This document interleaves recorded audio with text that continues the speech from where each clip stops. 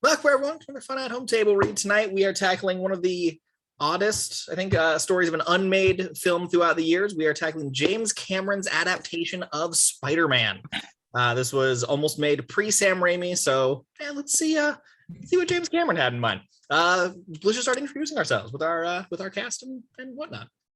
Hi, I'm Angi. I'm reading the action description. I am Curtis. I'm going to be playing Spider-Man / Peter Parker. I'm Johnny. I'll be playing Dr.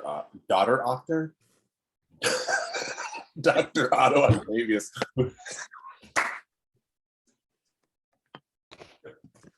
Follow that. My name's Anne, and I will be playing Liz. I'm Erik. I'll be playing the role of Harry. I'm George, and I'll be Max Reiss. I'm Rudy, and it says Ben, so I imagine I'm playing Ben Parker, or Uncle Ben. Yep. And I'm Travis, and I'll be playing Flash. And I'm Logan. I'm going to be reading J. Jonah Jameson. All right, well, Angi, take us away. Spider-Man, written by Barry Cohen and Ted Newsom and James Cameron. Fade in. Interior, Professor Ock's private physics laboratory, the cyclotron room. Credit sequence day. A mighty warning klaxon assaults our ears. A flashing red warning light stabs our eyes. Several dials go into the red. A hand pushes aside a yellow thermos and pushes forward a red power throttle. We hear a winding up of a cyclotron. A digital dial climbs to 5% power. A spider crawls across the dial. Begin opening credits. The cyclotron room is an old basement full of peeling paint and plumbing wrapped with tape. Leaks are here and there. Cobwebs are all around. Dr. Otto Octavius, Ock, is a strong but strange featured man in his mid-50s. His assistant, Weiner, hovers nearby looking on. He's open-mouthed with mindless kind of curiosity. Weiner is a local small-time hood hired by Ock to circumvent the school administration to procure whatever Ock needs for his experiments. He shades his eyes against a searing blue-white beam that erupts from the window. The room is divided into a control room and the experiment chambers. Whoa, what's that? With a whoosh, the window explodes, showering the two with shards of glass and throwing them to the floor. We begin again. Let's kick that into the transducer. See if we can double that power input.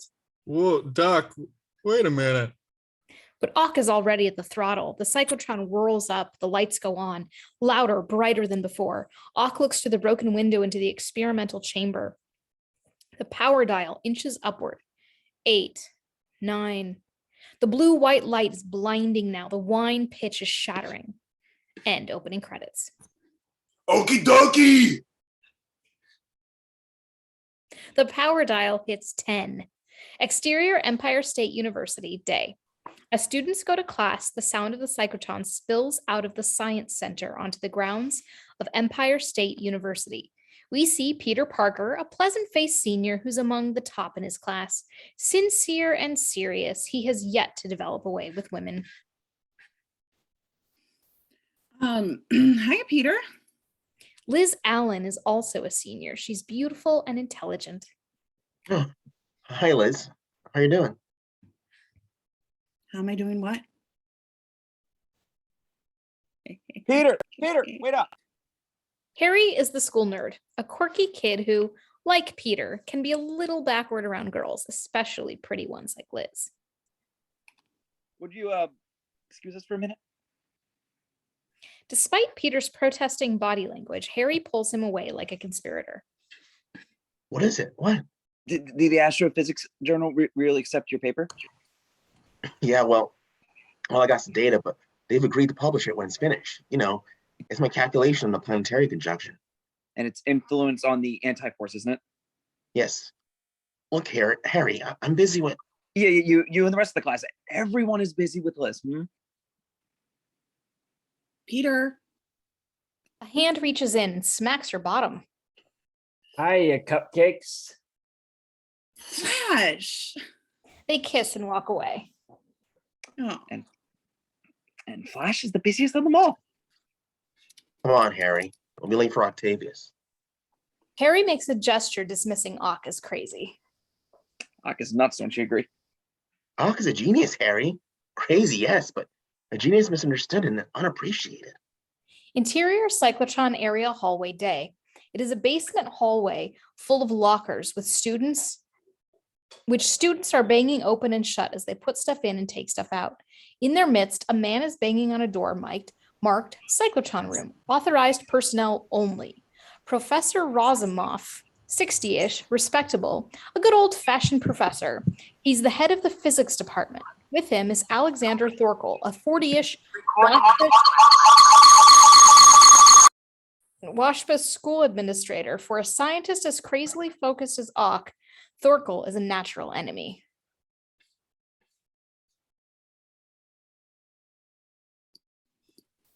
Dr. Octavius, you're late for your lecture. The students are waiting. Dr. Octavius.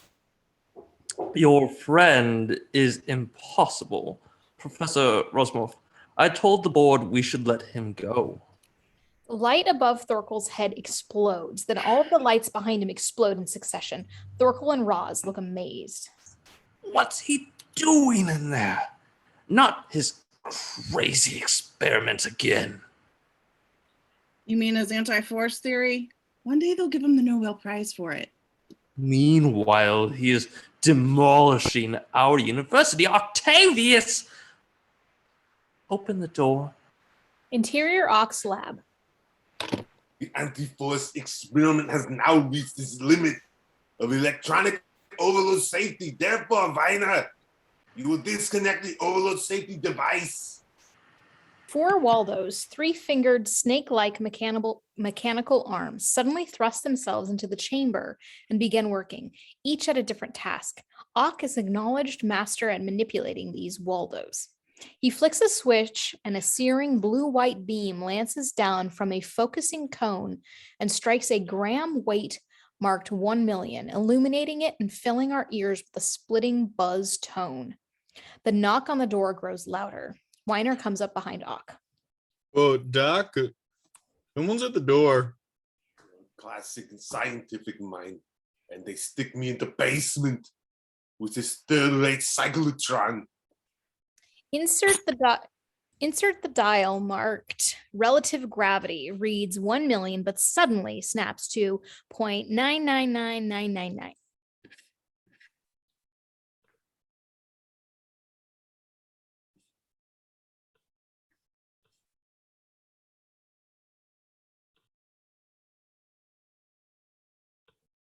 Okey Dokey! The weight begins to jiggle, and for an instant, it appears to lift ever so slightly.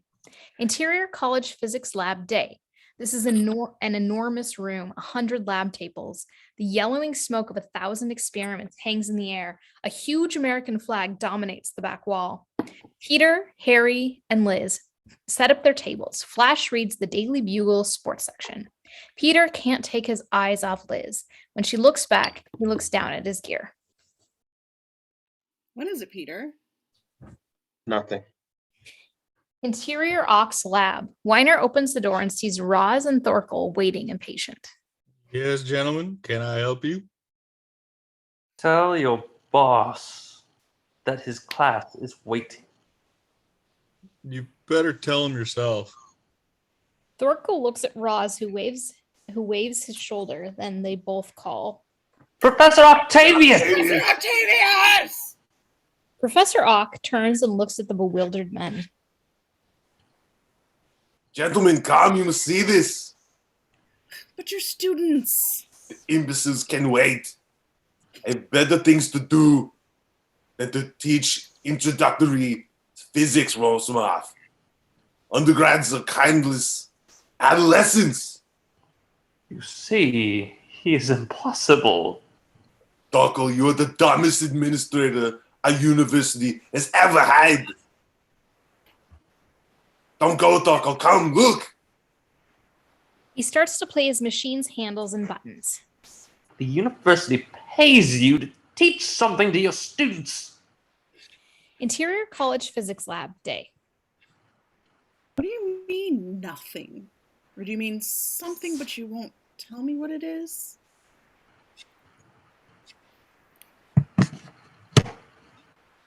I mean plain nothing. Well, I guess it's about as nothing as you can get. Plain nothing. A beat. Liz, It is something. no, look. The equipment on her table is starting to vibrate. They look at it curiously. We hear the cyclotron's whine begin to build. Interior cyclotron room day. Everything is shaking like an earthquake. Roz and Thorkel seem to dance in their place, going crazy with anger and surprise. The whine is deafening. The light is blinding. Weiner has his eyes closed and his hands over his ears. Going for 20% power. No! Don't do that! Ock, it's dangerous. Ock, I warn you! Weiner crosses himself. The console erupts in sparks. Interior electrical conduit montage day. We follow the electrical overage as it crackles along the wires and cables inside the walls and floors. It is making its way up to the lab. Interior lab day. All the kids are now trying to hold onto their vibrating equipment. The charge crackles up a wire and erupts at Liz's table. A breaker explodes into flames. There is an outburst of ad-libs. Fire! Everybody out! Thorkel comes running. He is shabby and bewildered, seeing Liz trapped behind a fire which is growing from second to second. Keep calm. Everybody, keep calm. Use the front door. Everybody, out the front! Liz, come on. I can't. Help me. I'm coming. He wades into the fire, but is beaten back by the flames. His sleeve is on fire. He pats it out. Peter! Flash appears and tries to help out, but Thorkel stops him. Get back, you idiots! You can't go in there! Liz smashes at the window, but this is an inner city school and the windows are covered by steel gates. Liz wraps her fingers around the gate. Help me! Help! Outside the window, the air is clear and people come and go. Some are stopping to look up at the girl on the second floor who screams, but they can't hear, of course. Down at them as the flames close in behind her. Peter comes flying in with a fire extinguisher. He fumbles with it. Flash pushes Thorkel, grabs the extinguisher away from him, and with a scowl of disdain. Liz turns to face the flames. Suddenly, there is an eruption of CO2 clouds and the roar of a fire extinguisher. Flames are beaten down enough for her to leap out. Flash is there, holding the extinguisher. People cheer. Thanks for your help, Flash. No problem, wimp. Our hero's a real way with words. Oh, why don't you grow up? Peter is stung, insulted, turns away. Razumov peeps in, worried, faces Thorkel. This man will bring a disaster upon this university. Ock comes in, starts his lecture calmly, as if nothing has happened. The universe is made up of forces and counter forces. Science is the study of the forces. Flash hands the extinguisher to Peter. Liz embraces Flash, throwing a glimpse at Peter, who tried so bravely. He looks away and turns at the last of the extinguisher on the last of the fire. But I, Professor Otto Octavius, have devoted my life to the study of counter forces. Good job, Peter. Thanks, Professor. Thorkel has walked slowly and uncomprehendingly toward the front of the huge lab. He simply cannot believe Ock's behavior. I don't believe it. I simply don't. Can we carry on, Mr. Thorkel? I don't believe... all right, carry on, Professor. Well, this week, my dear students and I have made a stunning breakthrough. Wait a minute. You've got fire forms to fill out, Dr. Octavius. I have no times for forms or administrators who persist to interrupt me, Mr. Thorkel. Thorkel steams out and bangs shut the door.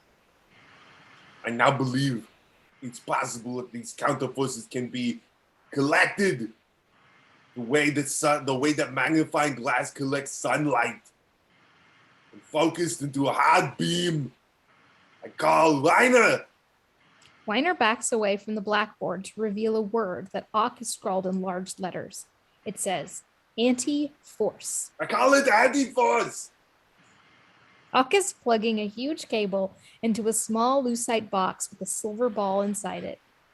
This anti-force, once harnessed, is capable of undoing any natural force which it is aimed, for instance, gravity.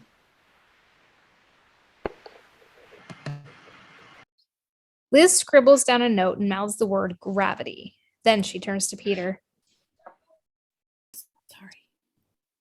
Sorry. Ock is playing his computer like the Phantom of the Opera at the organ. Patch the cyclotron. The lights flicker and go dim. Pay no attention to the lights. If I, of course, steal its energy and it loses power, we patch the cyclotron and we gradually apply power. The power I'm stealing. As the whine builds in the lab, Ock peers through the lucite box at us, distorted by it. The box is a miniature version of the cyclotron's experimental chamber, and now the blue-white glow begins. It crackles around the silver ball. And so we stand four square against the fundamental force that orders and maintains our universe, gravity, which is holding down this goddamn ball. Rise! The lights go totally dark. The kids react with whoops and catcalls. What a crop. Shut up, Harry. This is very interesting. Paku, do you have some interesting observation you'd like to share with the class? No, sir. Then shut up! And pay some attention to the experiment. Ock peers at us through the lucite box as the silver ball begins to rise. Ock's face is ecstatic. Rise! Rise! The silver ball suddenly shoots up, shattering the top of the box. It flies up to the ceiling where it shatters a light fixture. The shards rain down on Ock, who reaches out and catches the falling ball and scales it in a raised fist. Now that's what I call an experiment. The cyclotron whine cuts out and Ock wheels to the computer. He hits a key and several colored projection beams lance out of the back of the room. They pierce the smoke and a light projection display in the front. Two colored spheres, one yellow, one blue, touch where their circumferences meet. Behind them is a black depiction of space. You're looking at a representation of two universes. A blue one, a real universe. Something we can touch and feel and see and draw calculations about. This is us, the yellow universe. This is something else, some other dimension, something on the other side. Ock hits another computer key and a hole appears where the two spheres touch. The blue and the yellow marbleize with each other. The colors swirl until both spheres are bright green. If it were possible to generate enough power behind it, the anti-force could wipe out not just gravity, but all the universal forces at the same time. In effect, it would blast the hole between the universe and the next. Each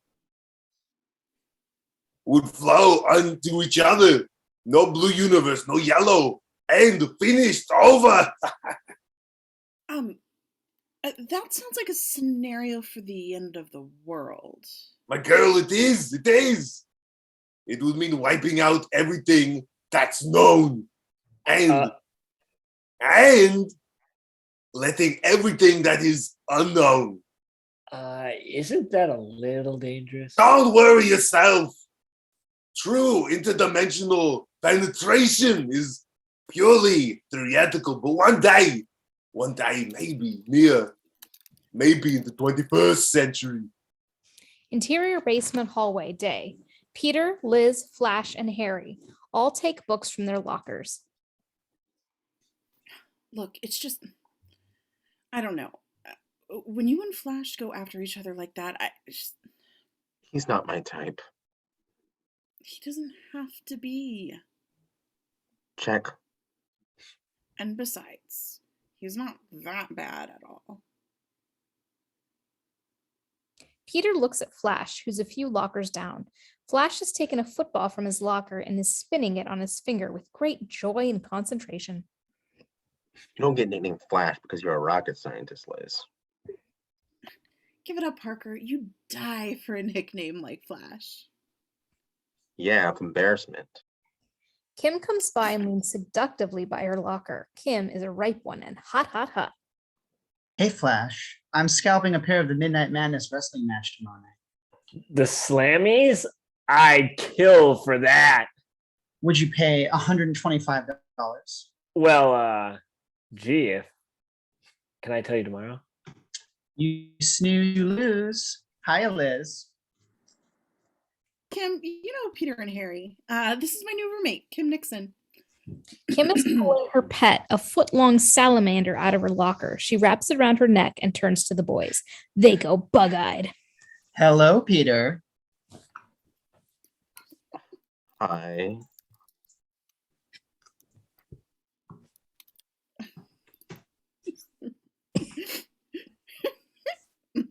We're going to the student reunion meeting. You coming? Peter looks at Kim. Wow. Then he looks at Liz, who's adjusting herself in a small mirror. Harry jabs him in the ribs. Yeah. I can't. I gotta go over to Daily Bugle. I'm trying to sell some photos. So, a photographer. Just an amateur. Well, nice meeting you, Kim. Yeah, I bet it would be. Oh, can I be your day for the reunion, Shoo Shoo? No, jerk. What did you say? It's not what you said. It's how you said it. Shoo Shoo. Everybody leaves and Harry is left alone. He throws his bag down. Damn! Peter turns to go and comes face to face with the hulking Weiner. Peter, Doc Ock wants to see you. About my data, I bet. I don't know. He knows about my work on the planetary conjunction, doesn't he? I don't know. Interior control room day. Peter enters wide-eyed behind Weiner. This place is a far cry from the experiment in the lab room. It's a fantastic netherworld to which no undergrad gains entrance. No one but Peter. Ock is sitting in a swivel chair with his back to Peter. He has the look of Captain Nemo in his Nautilus. This is Ock's domain. Hello, Professor Octavius. I really admire your experiment. We have a lot of interests in common, Peter. Perhaps we should put our heads together, if you know what I mean. That would be great. Now you take the planetary conjunction. This Saturday night, we will witness Saturn, Jupiter, the moon, the earth, and the sun all in a row. Never seen within the memory of man or measured for its effect. The total gravitational force must be quite exceptional. Is that your subject of your paper? Yes, sir. I worked on a new way to calculate the combined gravitational effect. I'm a busy man, Peter Parker. But I think I could find some time to go over with you. Make sure it all checks out. Well, I'm sort of working with Professor Rosamorph, and he just suggested we kind of keep it between us. He thinks that my theory is, well, I don't know. Scoundrel. I want to see that. I want to see that data, Peter. I want to see it now. But Professor Octavius, if I knew you're interested, sorry, I've already given it to Professor Rosamorph. And he's after all the heads of our physics department, and I couldn't. Ock turns sweet again. He smiles too broadly. Well, I'm certain something can be worked out. Run along, young man. Peter begins to leave. Wait a minute. What about if I show you my discoveries? Something I never showed any other student. As a matter of fact, to anybody at all. Well, I'm really flattered. I mean, I'd love to, but Well, very well. We shall see if you come here tonight. Professor, I don't know if I should. Make it 8 sharp. I'll be waiting for you right here. Peter looks worried, then leaves. Ox turns to Weiner, who slouches against the wall, smiling. Same academic world that's so keen to embrace that boy's undergraduate work, ridicules my anti-force theory quackery. I ask you, Weiner, what is society coming to? Ha! Yeah, they're all a bunch of brainless assholes. That's what I say. Weiner, go get me that boy's data. Cost you $50. Just get it. We'll negotiate your fee when you have the data. Right, Weiner? Exterior Daily Bugle, day. Established as Art Deco building, well beyond its prime. A sign says the Daily Bugle. Peter enters the building. Garbage. Absolute 100% garbage. Interior Jameson's office, day. Very 40s, very messy. J. Jameson scans some photos as Peter stands helplessly by. Bag ladies. I hate bag ladies. Yes, sir. Jameson is 50-ish, gray at the temples, brush cut on top. He is 240s. His chewed up cigar is 40s. This guy is a hard case. Kids, I hate little kids. It's a daily newspaper. I need news value photographs, not artsy fartsy shit. Yes, sir. Jameson comes to a picture of a business-suited man with a mohawk. Peter smiles in anticipation. Hey, kid, you want a prose assessment? Yes, sir. Your photos suck. Look, Parker, my readers are morons. I gotta grab them by the eyes. Every time you press a button of that Nikon of yours, it costs you 55 cents. So the next time you're about to take the plunge, ask yourself, am I taking dog bites man? Because you are. I know. You want man bites dog. Parker, this is postmodern 20th century. I want man eats dog. Now get out. Exterior street, day. A seedy East Village walk-up. Peter takes his camera and takes various shots of a wino. All in. He climbs the stairs to his building, looks through the mail he collects from a beaten-down mailbox. Rent, more bills. Rent, electricity, bills. Interior Peter's apartment, day. A one-room shabby roof apartment, a chaos of books and papers. A photo enlarger in a dark room, baths in the kitchen, pots. 8x10s tacked to the walls, a spare camera and lenses, self-consciously wacky kitsch. Plastic dinosaurs, wind-up toys, a stuffed carp, an unmade bed, and a 50s dinette set are the only furniture. A grimy skylight leads to the roof. It's not a pretty place, but it has personality. A voice from the kitchen, a shadow of an intruder, is sneaking around. There's nothing in there worth stealing. That's the understatement of the year. Aunt May, you're trespassing. I was just so desperately bored. I thought I'd like to come over and make you dinner. I'm old enough to make my own. But I didn't feel like getting to know your roaches. I'll introduce you. Oh, and those foul chemicals in those pots. I take pictures, remember? Anyway, I've decided to kidnap you for dinner at Forest Hills. She grabs her coat, crosses back to Peter, and tugs on his shoulder.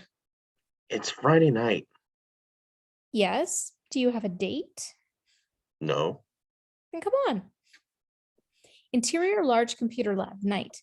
It is dark and empty except for computers. Sitting at it, lit by the glow of its screen, is Solomon Razumov, Roz. As he works, a door opens behind him. Someone walks quietly through the lab. Razumov keeps working. The intruder approaches.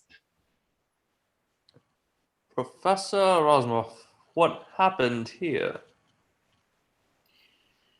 Someone tried to rob me of some paper. I suspect they were looking for that one. What is it? Award-winning stuff. Peter Parker's data on the planetary conjunction. Damn, I'm lucky I hid it in my computer under another title. My God. What's going on in our school? First, Professor Octavius almost blows up the physics lab. Now this. You report it in triplicate, of course. Thorkel, be careful when you talk to Octavius. Remember, the man is a fragile genius. One day he'll bring us all the Nobel Prize. Rosemont, the man is a very dangerous crackpot. Off screen, the voice of the cyclotron whines, begins to build.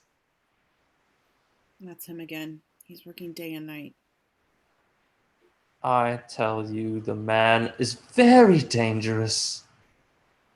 Come on, Rosemont, let's stop him before this building will explode. Interior cyclotron room, night. Ock and Weiner are at work as before. Ock takes no notice of the two men who come in, nor the worker who comes in behind them and sets to working attaching a big lock to the door. Shut it down, Octavius. Ock ignores him. Weiner touches Ock's shoulder. Ock ignores him too. You've blown half the circuits in the science center. Got an electrician. I have called the locksmith. What? What is he doing? He points toward the worker who's working on the lock on the main door. We have to shut your lab down and take a look at the lines.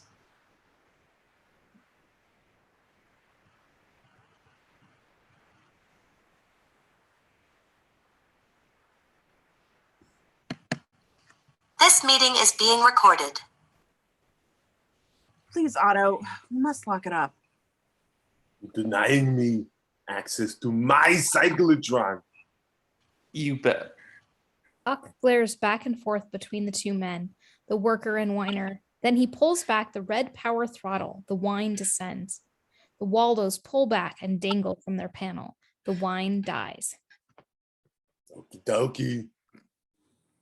Just give me till tomorrow. I want to clean up my papers tomorrow. Tomorrow you can have this room. Oh, but Thorkel, a few more hours won't make a difference. I hope. He signals the worker to stop. Interior apartment of Aunt May and Uncle Ben, night. The New York Mets are playing baseball on TV. Peter watches with Uncle Ben, a paunchy 65 years old in polyester slacks and a comfy old sweater. A New York Mets cap is perched on Ben's head. A beer can is in his hand. A cluttered but familiar living room sprawls comfortably around them. Another brewski. No, I'm fine, Uncle Ben. Yeah, way to do it. All right. You don't follow the Mets like you used to do, Pete. Nah, not so much anymore. Funny. When your mom and dad passed away, I had this idea. I wanted you to be the best baseball player that ever was. Jeez, whatever happened to that? Little League. Yeah.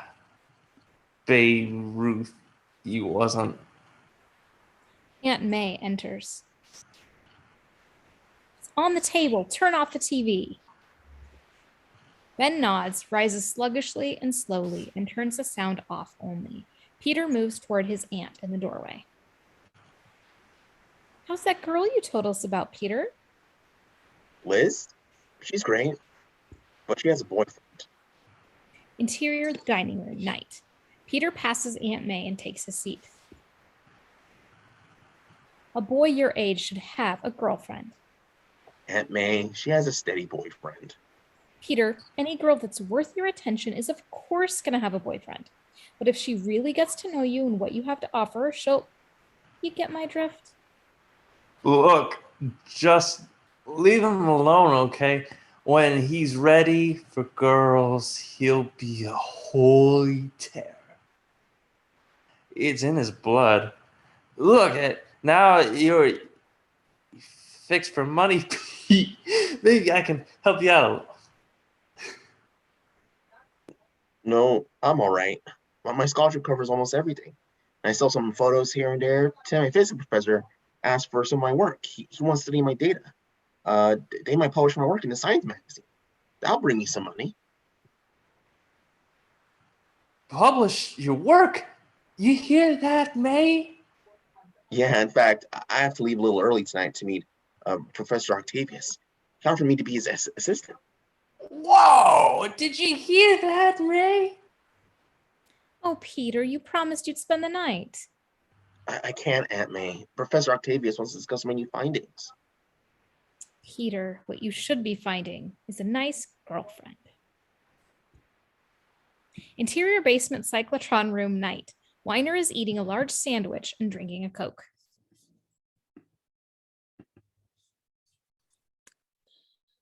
I'll show them.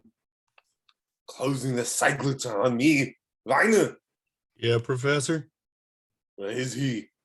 10 past 8 o'clock. A knock. That must be him. He opens the door.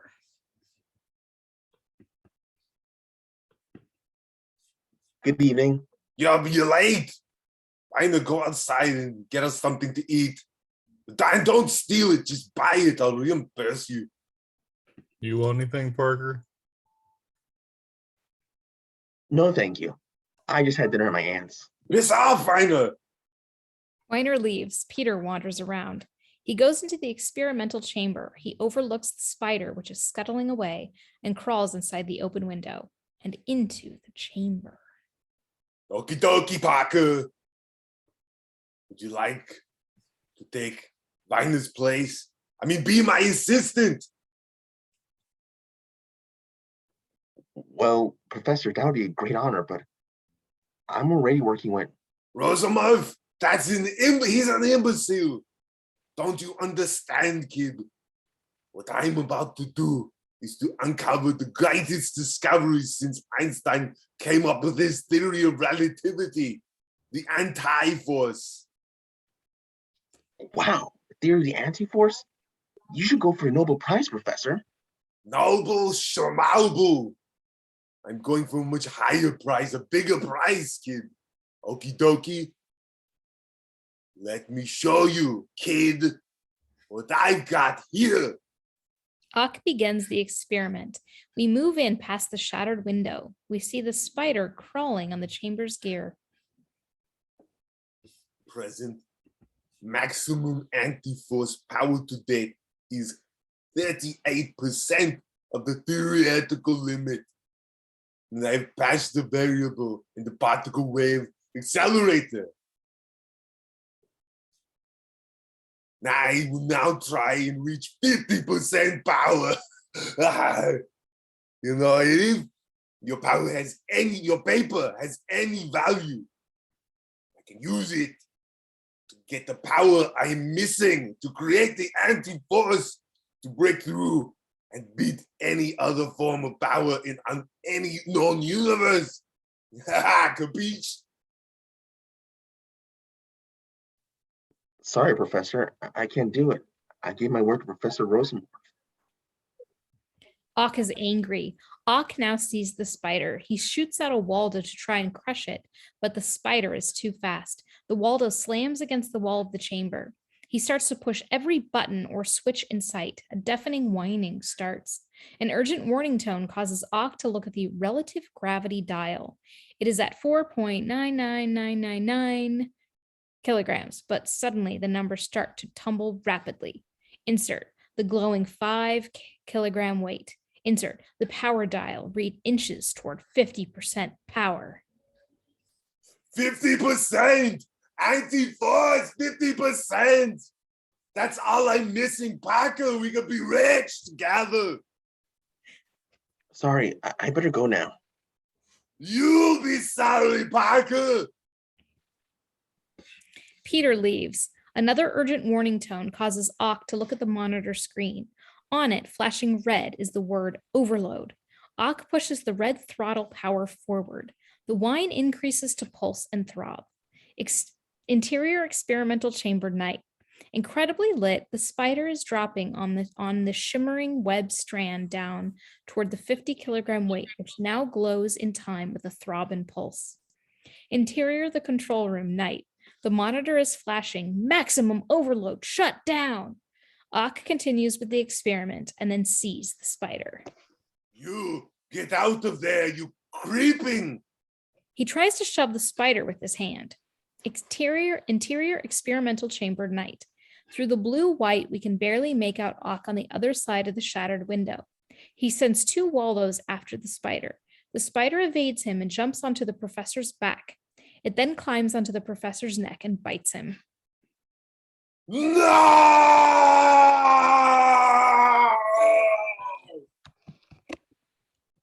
The gravity dial goes to 0.00001, then pops back up as Ock's tiny world goes berserk. Dials spin, crack, explode, or droop liquidly. Wires dance on the console, which erupts like the 4th of July. Ock begins to float. His shirt begins to tear away. A dial floats by with its pulled wires undulating like Medusa. Waldos smash to the walls and flail like snakes. Ock's yellow thermos distorts and explodes. Ock, his hair wild, face locked in a multi-G grimace, is pinned halfway up a wall that is showering the room with sparks. It's an energy storm. Okey Dokey! We clearly see the spider still stuck to his neck. The big beast buffets and shakes. Tubes, junctions, valves, and whatnot fall off, crashing to the floor, where they twitch and writhe in a life of their own. Then an enormous explosion rips the large hole in the cyclotron's side, sending debris and 100 microstreams of electronic particles lancing in our direction. Interior basement hallway, night. Ultimate weirdness. The pulsing blue-white light penetrates the first door of the cyclotron room, and then the very walls. Lockers bang, lamps pop, the ceiling sags in a surreal, rubbery way. The walls sag too. The cyclotron sign pivots and embeds itself into a wall. A ladder sinks in the wall. The blue-white light dances wildly and pulses. Then suddenly, it stops. Dead silence. Weiner comes running in, holding a double-decker sandwich and a large bottle of Pepsi. Weiner enters Ock's lab singing, not at first noticing what's going on. Suddenly, he stops dead. Interior cyclotron room, night. A scene out of Dolly's surrealistic canvas. There are things inside of other things, dials that look like Dolly watches. This place has been rippled to the max. Ock lays face up, unconscious on the floor, a Waldo across his chest. The spider is weaving its web. Camera slowly down to see Ock. Pipes and wires are stuck to his body. The Waldo seems to be wrapping him. He wakes up to see those mechanical arms buried in his body. They weave around him as if they were looking for prey. He tries to tear them out, but they seem to be a part of his body, like his other limbs. He screams. Suddenly, Weiner sees Ock. Professor, what happened to you? What did you... Suddenly, one of the Waldos hits him so strongly that he flies back and out the door to the corridor. Interior basement hallway, night. Oh my God, what happened here? He hears the police sirens approaching. He runs away. I better get out of here. Exterior, the Empire University, night. A long scream segues to a police siren. A cop car pulls to a halt in front of the college. Many NYPD cars were already there, along with a nuclear regulatory van, some ambulances, a van from the Environmental Protection Agency, and 2 TV vans. Roz runs across the lawn. Police struggle to hold back the crowd of press, students, and general gawkers. Jameson pushes the front of the mob just in time to see 2 cops hustle a bugle photographer back into it. The man shakes his head. Jameson throws down his cigar, stomps it, and pulls out a fresh one. Thorkel arrives to address the crowd. There is no danger. Please go back to your dorms. I repeat, there is no danger. Spit it out, Professor. The public wants to know. The crowd closes on Thorkel. Who are you? Jameson, Daily Bugle, chief editor. Now, what really happened here? There will be a press announcement in the morning, Mr. Jameson. Now, if you'll excuse me. This elicits a flood of ad-libs. I heard a terrible explosion. Nuclear accidents, meltdown, genetic engineering. Are you guys making mutants in there? I have nothing to say. There will be an announcement. Now, please go home, everybody. We must clear the grounds. In the back of the crowd are Peter, Harry, Liz, Flash, and Kim. You think they'll cancel classes? They must. The whole thing must be contaminated with some kind of poisonous gas. How about nuclear contamination? My God, let's beat it. But nobody moves. Could anyone be in there, Peter? I don't know. Maybe Professor Octavius. He usually works late. That nut, I bet it was all his doing. Hey, Parker! Peter Parker! Peter pushes forward. Mr. Jameson, what are you doing here? What's going on? That's for them to know and for you to find out. But sir, they wouldn't tell us. You heard Thorkel. He said... A press announcement tomorrow, but we must know tonight, Parker. This is your university, right? Yes, but... You got your camera? Sure, but I can't. $100 says you can. Yes, sir. Get inside and get pictures. $50. You just said 100. 70, but I want blood and gore. See you guys. He dashes off. Flash shakes his head in dismay at this guy. Where's he going? To make $50. Exterior Science Center night. Peter approaches a cyclone fence, keeping low and out of sight. He leaps it like a skirmisher, but fails ignominiously in a heap. His torn pants and his cut leg, he moves to the side of the building. A dumpster sits next to a fire door. It's locked. As Peter mulls over his next move, the lock clicks and the door opens slowly. Peter leaps onto the dumpster and falls in. Interior dumpster night. Peter lays in the garbage, a pained look on his face. He rolls over and comes face to face with a wet Daily Bugle. The headline reads, "Wave of Violence Rips City." He pulls himself up and peers out. He sees a uniformed guard hold the door open for 3 men in radiation suits who remove some weirdly fused objects. When they let the door swing closed, Peter stops it by inserting the newspaper in the top. Exterior fire door, night. Peter squeezes inside and jumps to knock out the newspaper. The door closes behind him. Interior basement hallway, night. Skewed, strange, surreal. Peter stares at the weirdness and fumbles with his camera. He snaps off a few shots, then freezes when he hears a familiar voice. Take it easy. Take it easy with him. Take him away and never bring him back. Now we see Roz and Thorkel following 2 guards carrying Ock in a stretcher. They all wear radiation suits. A Waldo sneaks out from under the sheet and hits Thorkel as fast as lightning. He falls back. He's covered with a sheet and attached to a life support equipment. Octavius moans. What was that? What was what? What hit me? What hit you?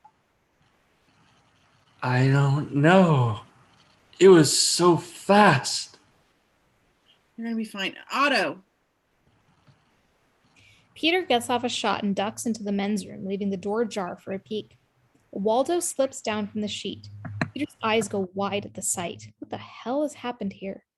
Interior men's room, night. The urinals are twisted in bizarre shapes. Pipes are exposed and spout water. The mirrors look like something out of a funhouse. Peter hears the stretcher go by. Peter goes to the door of Ock's lab and cracks it. Pan up to the spider glowing softly, dangling from a shimmering strand above Peter. As Peter looks out at the stretcher, the spider drops on his neck. He reacts by swatting it away. Bad move. The glowing spider now squats malevolently on the back of Peter's hand. He stares at it transfixed. It bites. Peter throws the spider to the ripply tile floor where it scuttles unsteadily out the door. Sweat starts to bead on Peter's face. He shakes his head to clear it. His vision becomes uncertain. He lurches against a weird sink. Peter's point of view is not just uncertain, not just fuzzy, not just moving in and out anamorphically. It's all of that. Hey, what are you doing here, kid? Peter turns to see a uniformed guard distorted by his crazy vision.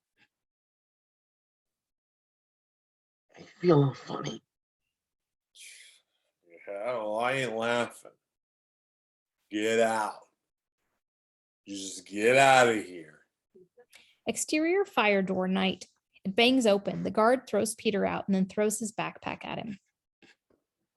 Get yourself over those police lines. All right. Police line.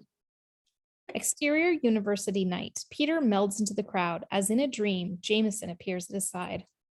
Okay, Scoop. What do you got? I got pictures of the professor in there. It's so strange and so bizarre. Good job, kid. Bizarre is what we need. Here, pick this up in the morning. There'll be 2 crisp 20s tucked inside. He hurries off. Peter peers after him, and all of a sudden his vision corrects to a perfect focus. The sweat is gone. He's okay. He makes his way through the crowd to the street. We track with Peter as the maddening throng recedes behind him. He turns a corner. He hears a siren. An ambulance screeches around the corner and nearly hits Peter, who leaps to avoid it. Exterior brick building, night. Peter's cheek is pressed against the brick. He opens his eyes and sees that he's hanging onto the side of the building like a spider, and he's 3 stories up. He looks down and sees the street 40 feet below him, and the ambulance which he jumped over is driving away. He tries a downward step, but a brick dislodges and crashes to the sidewalk. He takes an upward step, and then another. Tentatively at first, and then with growing confidence, he crawls to the roof of the building, and at the top of gropes for the railing and slips. He dangles 8 stories above the street. Then, with a grunt, he vaults to the roof one-handed. Exterior, the roof, night. Peter is flat on his back, staring at the stars. He sits up and looks wonderingly at his hands. On the back of his right hand are 2 puncture wounds surrounded by a faint blue-white pulsing glow. The glow disappears. This is weird. God, it feels so weird.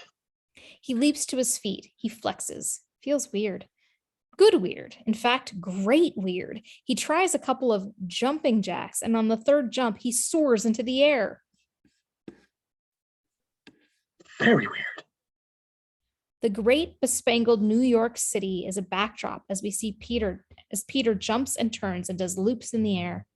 With the agility and tactility of a spider, Peter leaps from the railing to the wall, to a flagpole, to another wall, where he lands sideways and sticks. Very, very weird. He leaps off the wall and lands on the edge of the roof. He looks down. No one's looking back. So he takes a step back and leaps the alley to the next roof. Exterior rooftop shack, night. Peter lands on it. The next roof is 7 stories up and across the street. Peter bites his lip. What the hell? Exterior, the taller building, night. Backlit by a full moon, Peter somersaults to the roof of the taller building and misses the top. He sticks to the brick facade upside down. He laughs with the moment. A window opens below him and a pretty blonde in a towel sticks her head out. She looks this way and that, and all she sees is a man in a loud sport coat down the street. Never thinking to look up, she withdraws into the room. Exterior Chelsea Street, night. The man in the loud sport coat leans against a lamppost and lights a cigarette with a beat-up, silver-plated lighter. In the lighter, he sees a reflection of Peter leaping off the taller building. He snaps around and looks up in time to see Peter make it to the facade. Exterior rooftop montage, night. With the uptown skyline behind him, Peter casts caution to the wind and leaps from rooftop to rooftop. Watching from the street, the man in the loud sport coat follows Peter's progress. Peter leaps to a brownstone and lands amid the wash. He leaps up to a tenement and lands on a billboard across which he does a bug crawl and leaps again. He touches down on a pigeon coop and bounds up and out of frame again. The coop owner, a Latino in an undershirt and a Yankees cap, comes running out of the coop. He's so surprised that he leaves the door open and 20 white mourning doves fly away in furious flapping, free at last.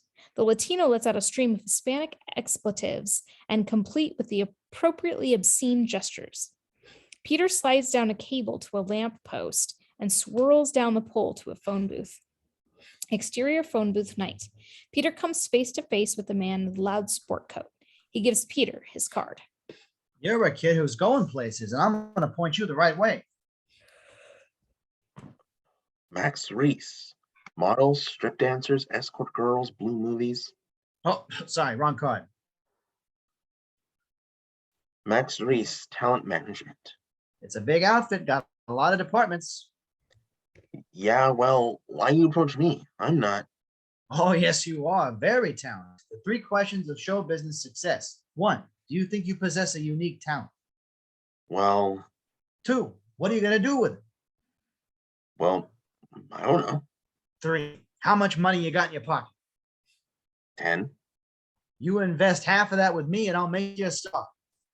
What are you talking about? I'm talking about fame. I'm talking about fortune. I'm talking about the chance of a lifetime. How'd you like to be on MTV tomorrow night? MTV? Me? Really? Taxi. It screeches to a stop. Hey. Kid, tomorrow night. Same place, same time. How do you know I'll show up? As the taxi roars off. Because you want to be a star. Everybody does. Peter pulls out a quarter and enters a phone booth. He dials. Hello, Aunt May? Peter, what time is it? Are you all right? Well, no. I mean, yeah, I'm fine, but listen. Andy, the craziest thing happened to me tonight. Interior, exterior, phone booth, Aunt May's bedroom, night, as Uncle Ben sits fitfully. Does this have to do with a certain girl we talked about at dinner? No, look, there was this radioactive experiment. I was poisoned. You were what?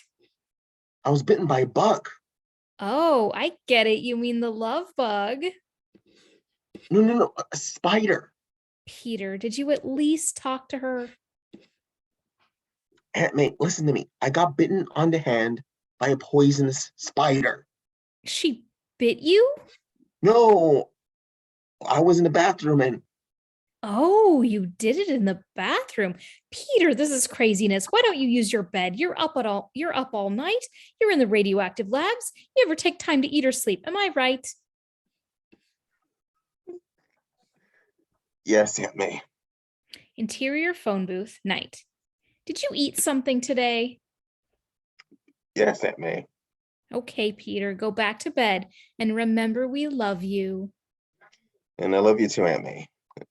And by the way, I got a mess of superpowers today. Exit booth. He bangs the phone booth, goes out, and jumps lightly into the phone booth roof. Interior hospital operating room, night. Ock is prepped for surgery. Gowned personnel hurry about with feverish urgency. The chief surgeon checks the sensors attached to Ock's head. The seasoned professionals are astonished and frightened. Look at these brainwave readings. The mental activity is 10 times of any normal man. Equipment malfunction? Hell yeah, it is. My God, I thought I'd seen everything. This is beyond this. This is madness. Ock lays bare-chested, face up, all 4 Waldos splayed. He is a true cyborg, part man, part machine, part organic, part molybdenum steel. It's so freaky! Okay, let's stop yakking and get cracking.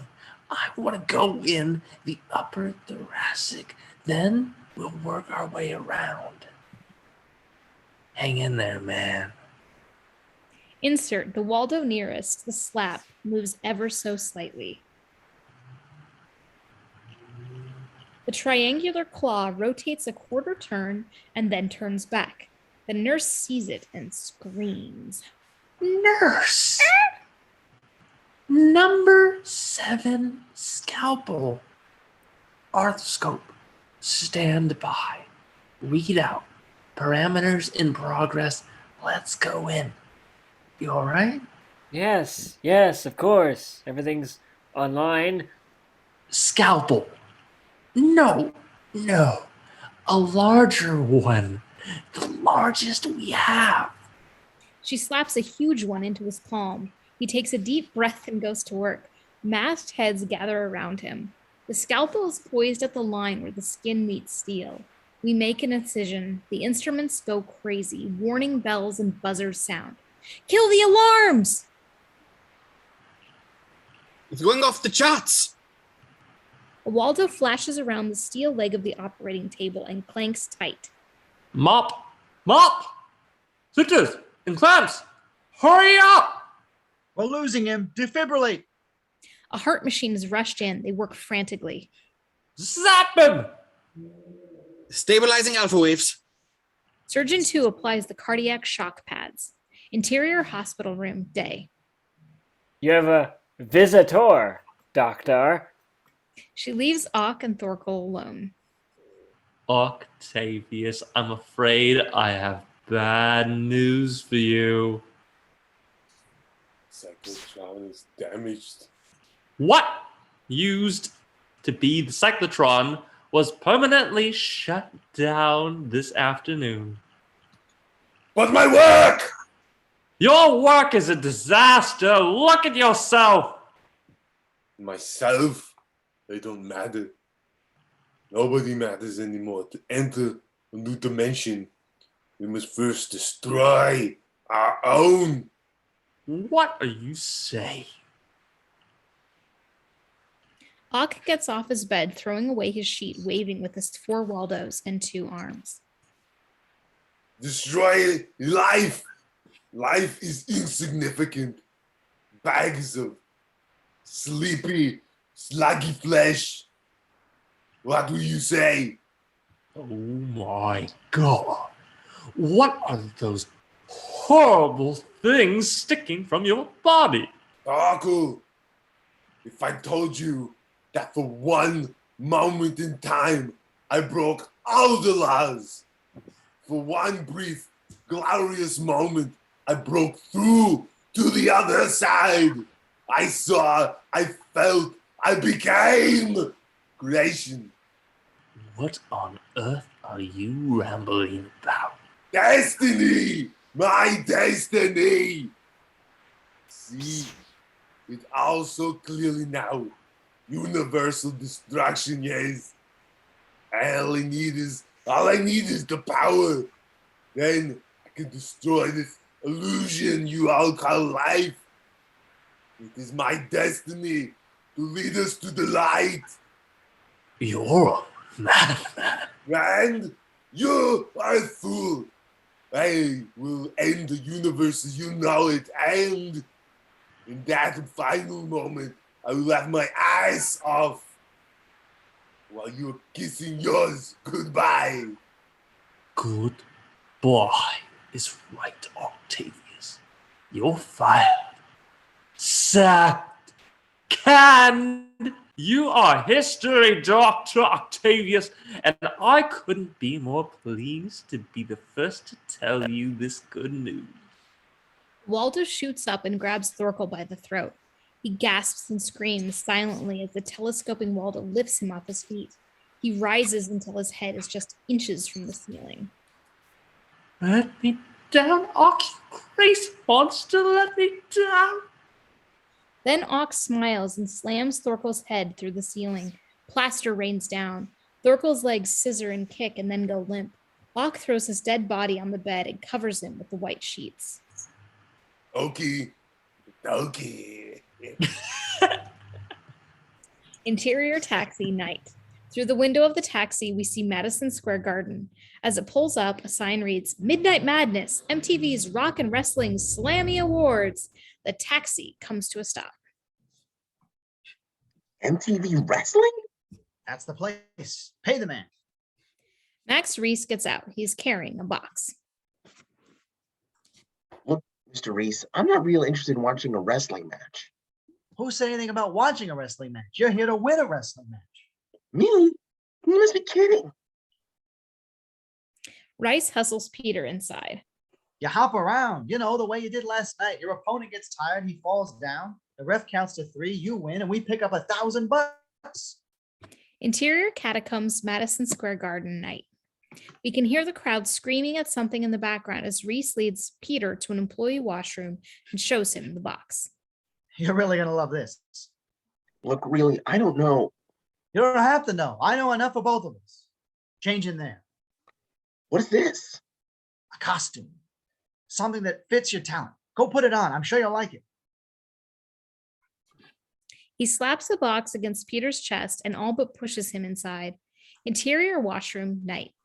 Peter takes the suit out of the box. It is the Spider-Man suit. He looks at it and shrugs. Then he begins to struggle into it. Peter is looking at himself in the mirror. He's dressed in all but the mask, and he looks terrific. He flexes. He smooths his hair. He's starting to get into it. Interior, the arena night. Crusher Cole is destroying an opponent. Interior, the catacombs night. Reiss winces as the crowd cheers and boos. How does it look? I feel like it's Halloween. Cover your face with the mask. Why? Mystery, my friend. Nobody should know who you are. Interior, the ring night. Crusher Cole is doing a big flexing number and the crowd is going wild. There are MTV cameras and signs and banners proclaiming the Slammies everywhere.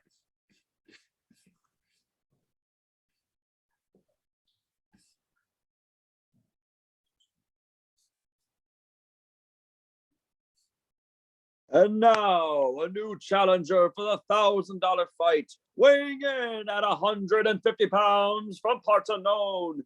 Here he is, the terrifying, the mysterious, the incredible Superman. No, not Superman, Spider-Man. Spider-Man. The amazing Spider-Man. The crowd boos the slender newcomer who climbs awkwardly through the ropes. Rock music blares. Twin redheads in red bikinis ring a bell. Crusher Cole and Spider-Man circle. Cole is twice Spidey's size. Spidey spots a TV camera for the first time. He momentarily freezes. Crusher sneers, and the Crusher sneers. The Crusher sneer. Then he charges. With the agility of a spider, Spidey leaps out of the way. Crusher comes back at him. Spidey leaps again. Bigger. The acrobats get more and more dramatic as Crusher Cole works himself up into a theatrical rage. Taunts erupt from the crowd. Kill the sucker, Crusher! Spidey, really getting into it now, begins playing for the cameras. What's the matter, Crusher? Can't you crush that bug? Okay, Webface, this is it. He misses Spidey again. Hey, Crusher, you need a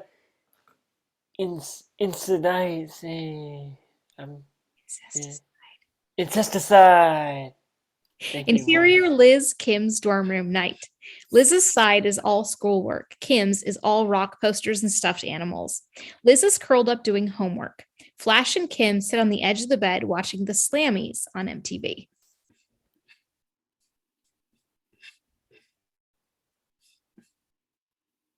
Yeah, Flash? You look at the Spider-Man guy. He is absolutely incredible. Liz, get a load of this outfit. I wish I had it for the Halloween party. It's quite sexy. Will you two shush? I'm trying to work. Interior ring night. The match continues in an increasingly spectacular choreography. Crusher bellows at the screaming crowd, but there's a gleam in his eye. This is it. He charges. Spidey, playing the cameras for all he's worth, leaps way, way up. But this time, Crusher stops dead in his track. Spider-Man comes back down into a forearm smash that sends him reeling into a corner. Crusher does a flying pin, 300 pounds. Whoomp! The air leaves Spidey in a rush and the Crusher covers him, smothering him. The crowd goes wild. 1. Get up! Get up! 2. Not realizing his own strength and panicky about being squashed, Spider-Man throws Crusher Cole off him and up into the air. Way up. Reiss cheers. Spider-Man comes down and knocks Crusher for the first time. Crusher flies away and out of the arena 8 rows back. The hipster sees Crusher coming at him and bolts from his seat. Crusher lands on it in between the 2 blondes, who break into utter hysterics. Spidey, surprised at his own strength, watches Crusher land.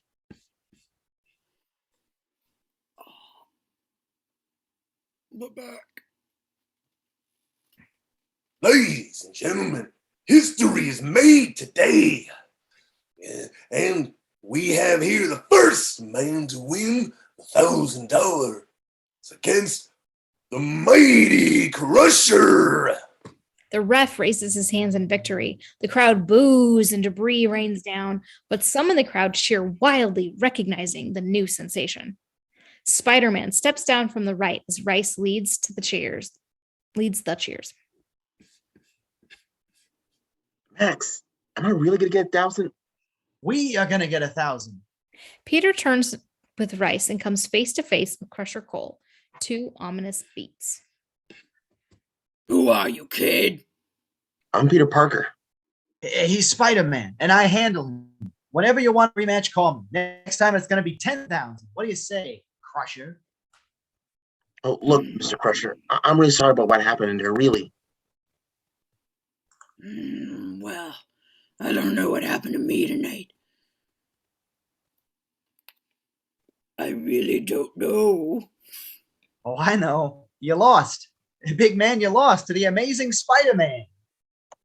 Exterior city street near a hospital, day. We are tight on a New York journal truck. On its side banner is a picture of Spider-Man's face.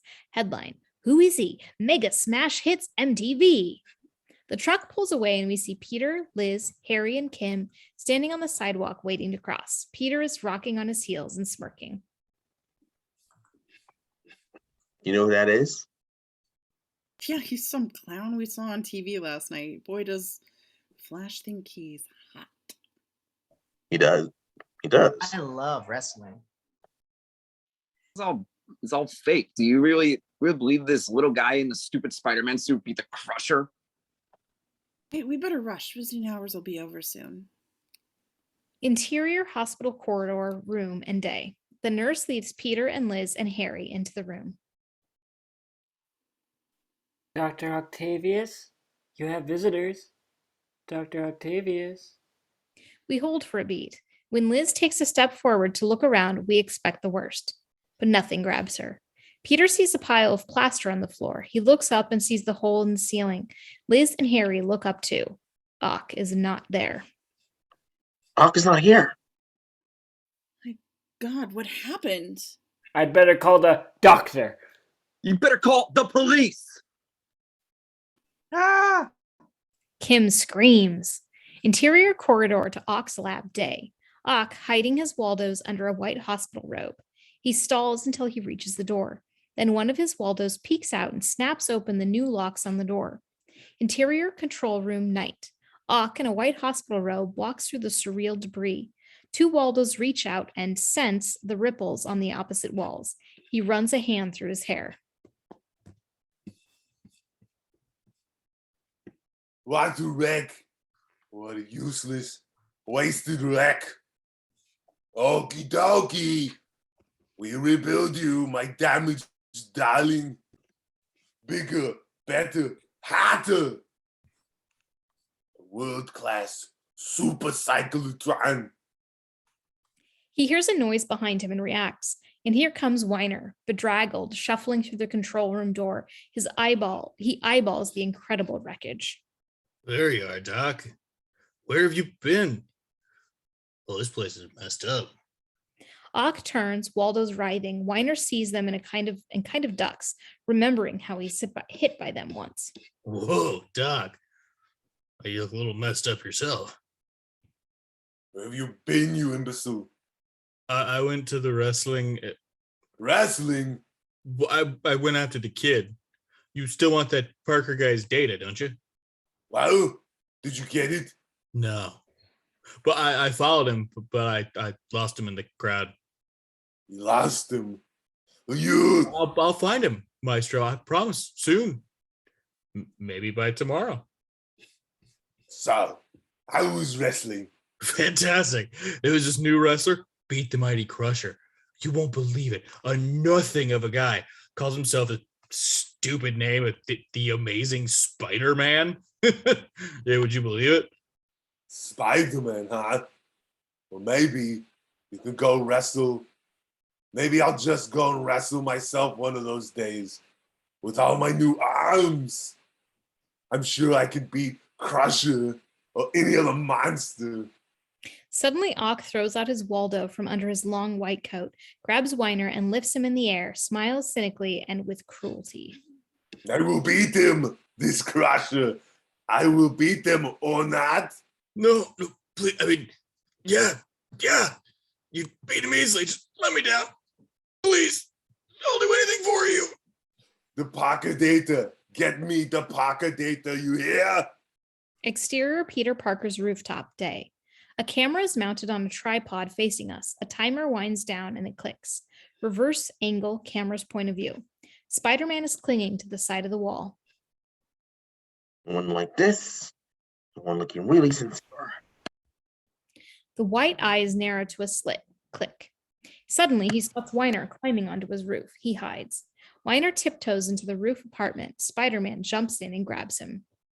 What are you doing here? Looking for Peter Parker? Well, yeah, so why not use the front door? Spider-Man throws him back to the roof so that he almost slides over the edge. Weiner turns, facing Spider-Man. Hey, I know you. You do? I saw you crushing the Crusher. You like wrestling? Yeah. Spider-Man jumps and reaches Weiner. I love it. You're the best wrestler I've ever seen. Please don't hurt me. Spider-Man picks up Weiner, throws him up onto an antenna above the building, to which Weiner clings desperately. Spider-Man circles the antenna. Please, don't kill me. Please help me down. Of course I'll help you down. I am Spider-Man, the good guy, am I not? Yes. Yes, you are. Spider-Man jumps to the chimney, picks Weiner up in his arms, and whispers to him. And by the way, Peter Parker does not live here anymore. Spider-Man jumps with Weiner in the arms to the edge of the roof. And tell the professor he can't have Peter's data. Goodbye. Spider-Man drops Weiner off the roof, three floors straight down into the heavy bushes below. Interior Electrodyne Factory Shop, day. A sign tells us so. A clerk is double-checking a long list of items Ock has ordered. Oh my God, what are you building, fella? Cyclotron. Okay, let's see here. Page 3. We got 30,000 feet of 50 gauge copper coax twin 550 XK transformers, cadmium accelerator rails, a half dozen a GBC relative multi-phase transducer, and 1 yellow thermos. That'll be $475,989.65. Wrap it up. What about the money? What do you pay by credit card? Cash. I'll be back soon.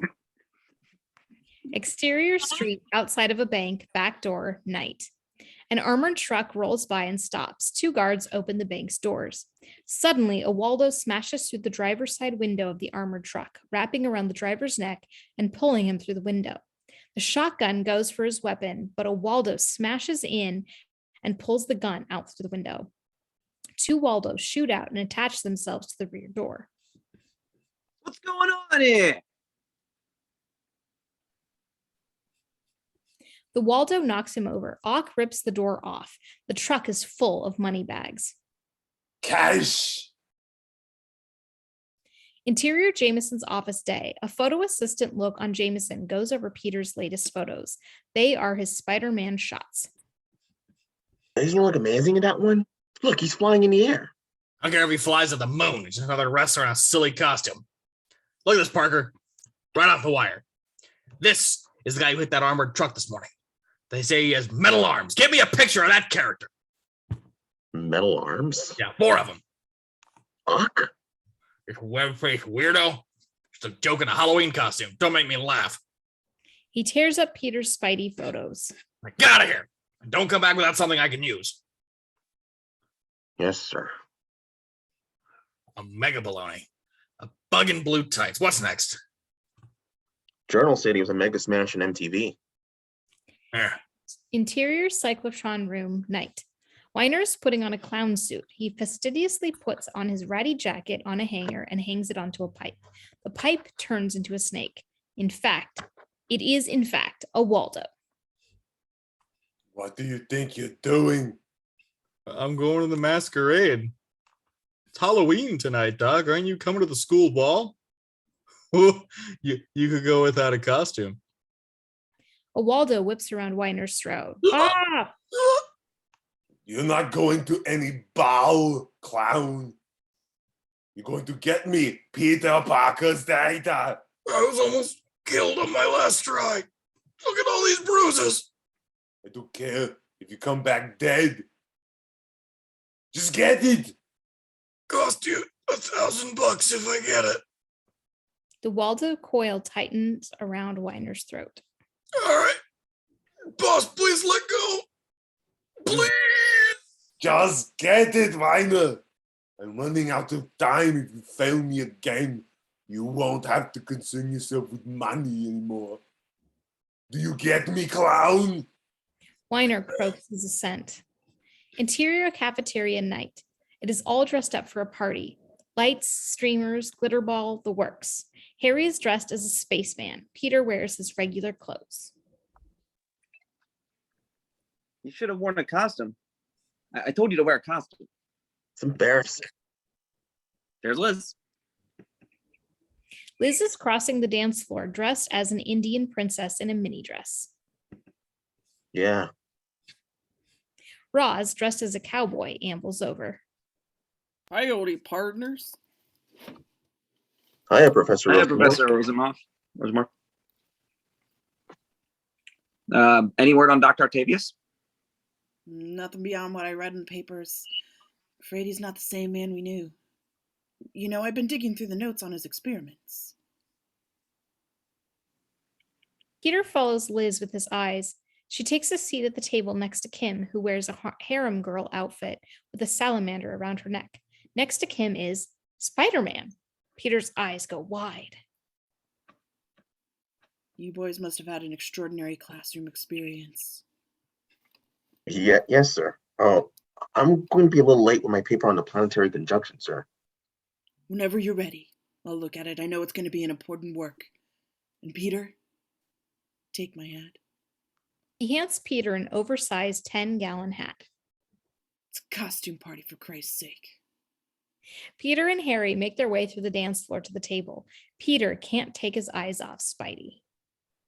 Hey, look, there's Spider-Man. Not the real one, I'm sure. Oh, you can never be sure. All kinds of crazy stuff can happen at a masquerade ball. But I know it is. As they take their seats, Peter sees that Spider-Man is trying to read the Bugle sports section by party light. Kim waves. Peter nods, and the big hat falls over his face. Hi, Liz. Liz moves to Flash, who's dressed as the Spider-Man, in the Spider-Man costume. Hey, Peter. Who's in the Spider-Man costume? It's a very clever outfit you got there, Flash. Take a hike, asshole. How did you recognize him? Pretty blue eyes give him away. Anyway, who will be sitting with you at the Halloween ball? Hey, I want to dance. Hey, Spider-Man, shall we flash dance? Hey, I'm reading the paper, okay? Liz turns with a mild pout.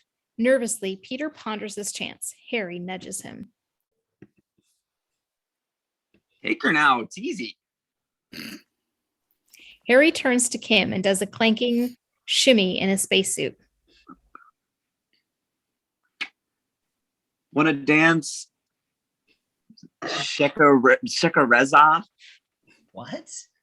I'm pooped. I'm not. She reaches for Harry's hand. Holy jumping jelly beans, will you look at these pictures of Spider-Man? Wow. Is this guy great? Is this guy great or what? Liz looks. She shrugs. Then she shrieks. Hey, Peter! These are your photos. Can't be his photos. Peter's not as good looking as... It says here, photos by Peter Parker. Peter reacts, then looks over at Flash's other shoulder. Insert, there are 3 photos of Spider-Man in the paper. Peter blushes, smiling. You know this guy, Parker? Well, yeah, sort of. Wow, I'll give you anything if you introduce us. Grant me the stance. Liz joins him provocatively. Hey, Flashman, want to dance? Well, why not? Peter is left alone. Peter leaves towards the entrance. At the rear door, a big lizard passes a note to a Dallas cowgirl, who passes it to a kangaroo. The kangaroo hops across the dance floor to the stage, where he hands the note to a young woman in a baseball uniform. She climbs the stage where she is bathed in the spotlight. She gets a drum roll from the band. There are some boos as the band stops. Thank you. Thank you. We have a special surprise guest tonight. The Empire State University Masquerade Ball presents the Slammy winning star of MTV's wrestling tournament, the amazing Spider-Man. Flash, amazed, turns to Liz. He points to himself and mouths, "Me?" The real Spidey drops from the ceiling and lands in a pose. Crowd cheers. He does a flip to Liz and extends a hand. The band starts up. Liz demurs. Go ahead. Liz takes Spidey's hand and they move slowly and sexily onto the dance floor. They do a short, simple number. Spidey returns Liz to Flash. Come on, Flash. Flash takes Liz from Peter, Spider-Man. Liz and Flash dance wildly. They finish to big cheers. The real Spider-Man slides to center floor. The crowd backs away as Spidey spins out the greatest dance number in film history. He's all over the floor and on the walls and on the ceiling and on the glitter ball. He takes Liz and flies with her. He breaks the place up, then drops in a pose. Big cheers. Liz stops breathless, very near to Spider-Man's face. Who are you? One day. You sound familiar. Sure do. I'm your friendly neighborhood Spider-Man. He jumps away and disappears, leaving the crowd aghast and Liz in love. Interior Ben and May's family room, night. Ben is flicking through the channels of his TV, aggravated as usual. It's all rock videos. What a bunch of crap. God damn, rock and roll screwed up the whole TV. He flicks off the set and turns to May, who's asleep on the couch. He gently nudges her. Come on, May.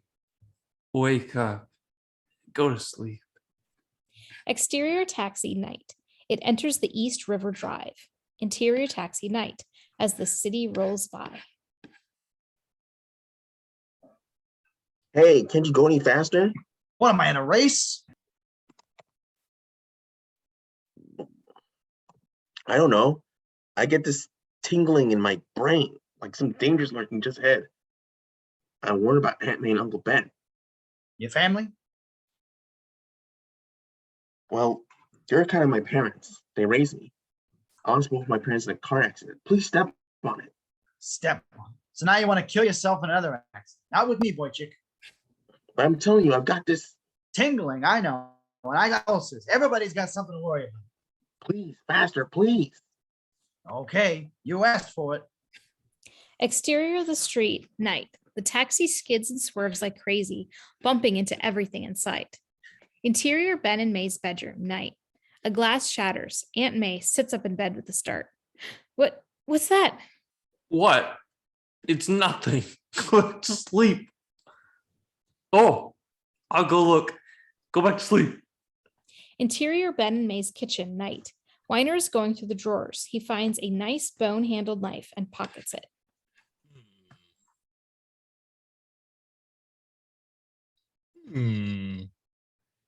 Interior Ben and May's living room, night. Ben descends the stairs from the bedroom. He peers off into the darkness and pulls his robe tight around him, as if to ward off some unacknowledged danger. Exterior taxi, night. Taxi driving fast through the street. Interior taxi, night.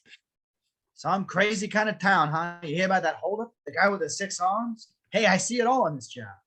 What kind of outfit is that anyway? Look, I'm really in a hurry. Bang! A blowout. The cabbie fights the wheel to the side of the road. Then he turns to Spidey. You said the magic words. We have a flat, boy chick. Interior Ben and May's family room, night.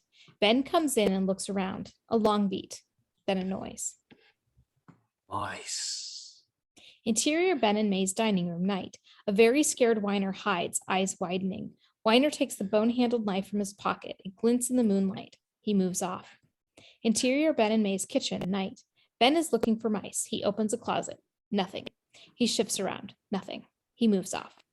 Exterior 59th Street Bridge, night. The cabbie slowly changes the tire. Fearing the worst, Spidey gets out, looking for a ride. A truck approaches. Spidey looks down at the cabbie and then up at the truck. Hey, you want to hand me that lug wrench? He looks up to see Spidey go by, stuck to the side of the truck like a spider. Some crazy kind of town. Exterior of the truck, night.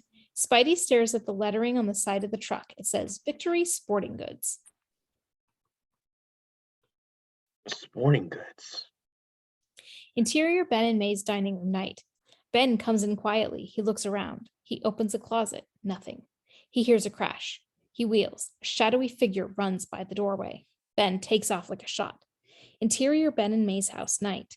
Ben runs through the rooms. Interior Ben and May's family room, night. Ben flies in and goes right to the rifle on the wall. We hear Weiner clattering around the house in the background as Ben goes to the drawer and pulls out a box of bullets. He begins to fight the bullets into the rifle. Weiner comes flying in and tackles him. They fall to the floor. 4 hands on the rifle. They scuffle. All I want is the kid's computer crap. Let go, or I blow your brains out. Exterior Forest Hills Street, night. The truck pulls away, leaving Peter in a pool of street lamp light. He's wearing a football jersey and shorts and carrying a sports bag. He begins to run. Interior Ben and May's bedroom, night. May hears a crash. She pulls the covers up around her chin in fear. Let go! You let go! Exterior Ben and May's house, night. Peter runs up and hears a shot. He runs inside. Interior Ben and May's family room, night. Peter runs in. He sees Weiner standing there with the rifle. They face off across the room. The moment hits Peter like a punch in the chest. Uncle Ben! Peter. Peter rushes to Ben. Oh my God, Uncle Ben. Peter tries to revive Ben, but Weiner runs out. Interior hospital waiting room, night. Plastic furniture, garish lighting, cigarettes in the ashtrays. Ben gets through everything. He'll be all right. The doctors are... Aunt May and Peter embrace, leaning on each other for support. Excuse me. You the nephew? Peter rises, nods, as Aunt May wipes away a sniffle. Your uncle's a brave man. Apparently the perpetrator was after something of yours. Your uncle didn't know what it was, but he stood up to him anyway. You ought to be proud of him. I am. How is he? A grim-faced doctor walks slowly across the room to them. May stands up slowly. Ask the doctor. How's my husband doing? Mrs. Parker, I'm sorry. We tried. May collapses. Crash cart staff. The detective pulls Peter gently away. The staff works on May. Let the medics handle it. Look, if it makes you feel any better, we're gonna nail this guy. He crashed his getaway car. We got him trapped in a warehouse on Jackson.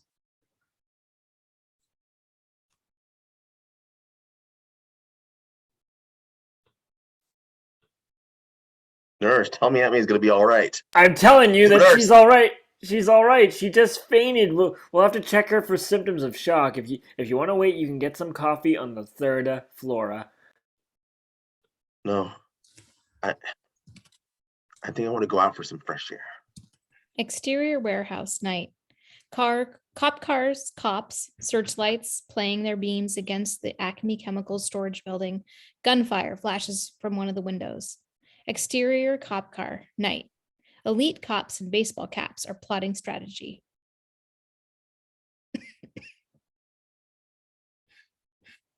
That place is loaded with solvents and chemicals. If we blast our way in, it's gonna go up like a Roman candle.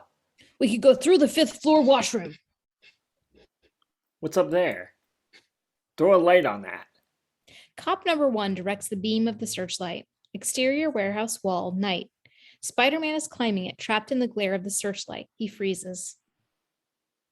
He's got a partner. Exterior cop car, night. Every cop's weapons trained upward at Spider-Man. We got an accomplice up there and we got a clear shot. Do we have a go? That's a go. Exterior warehouse wall, night. Gunshots erupt around Spider-Man and he skitters around to evade them. Interior the warehouse, night. Thinking they're shooting at him, Weiner shoots back. In the corner of his eye, he sees Spider-Man at the side window. He aims his rifle as Spidey ducks out of the way. The frightened Weiner moves to the side window to blow Spidey away. As he moves past the windows, he is lit by the searchlights that play on his face darkly. Spidey leaps in front of the window and drops neatly behind Weiner, landing a pose. Say your prayers, Weiner. Weiner rips around and fires. Spidey leaps to avoid it and lands on a stack of paint cans. You ain't taking me, Spider-Man, whoever you are. Spidey gathers himself tighter. He leaps. A second gun burst comes in behind them. Several paint cans erupt in cascades of color. Hey, creep. Weiner aims and fires several times. He is emptying his rifle. Spidey leaps away and lands on top of a cask marked "Caution, flammable solvent." Try again. The cask gives away and Spidey is plunged into the flammable solvent. Weiner smiles a stupid grin and takes aim. Spidey leaps out of the cask and sticks to the roof of a beam. He's sopping wet. His hand slips down the beam as the solvent works against his sticking power. He falls to the floor and scrambles behind some paint cans. Weiner, crazed, fires wildly. One of the cans explodes. Paint flows from it, burning. Spidey peeks out and sees a yellow river of flame creeping toward him. He sniffs his solvent-soaked outfit. He backs down a corridor of paint cans. The yellow fire follows, now joined by a river of blue fire from another can. They are following the trail of the solvents he's dripping.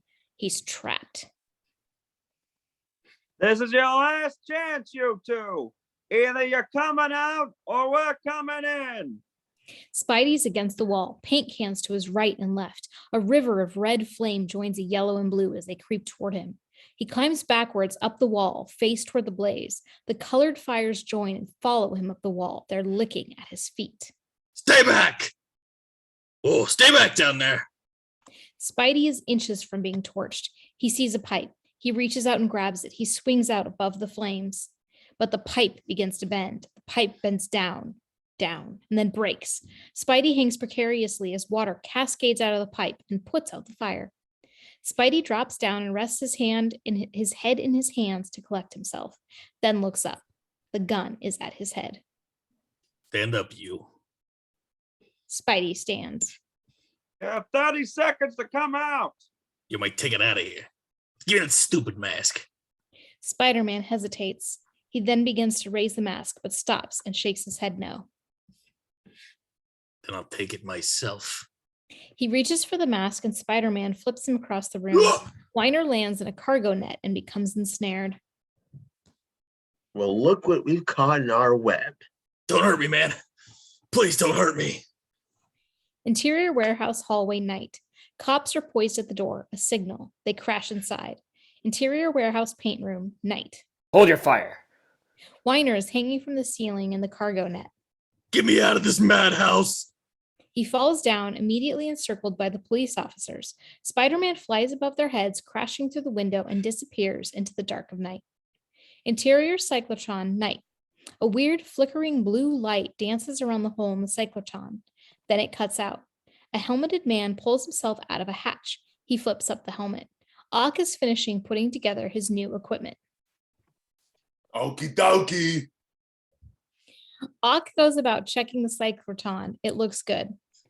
Interior control room, night. Ock starts flicking switches and reading dials, doing a mission countdown for his next experiment. This place has been hot rodded to the max. Amperage okay, flux 14, negative variable, differential, good enough. He shuts it down. The wine whirs down. Okey Dokey.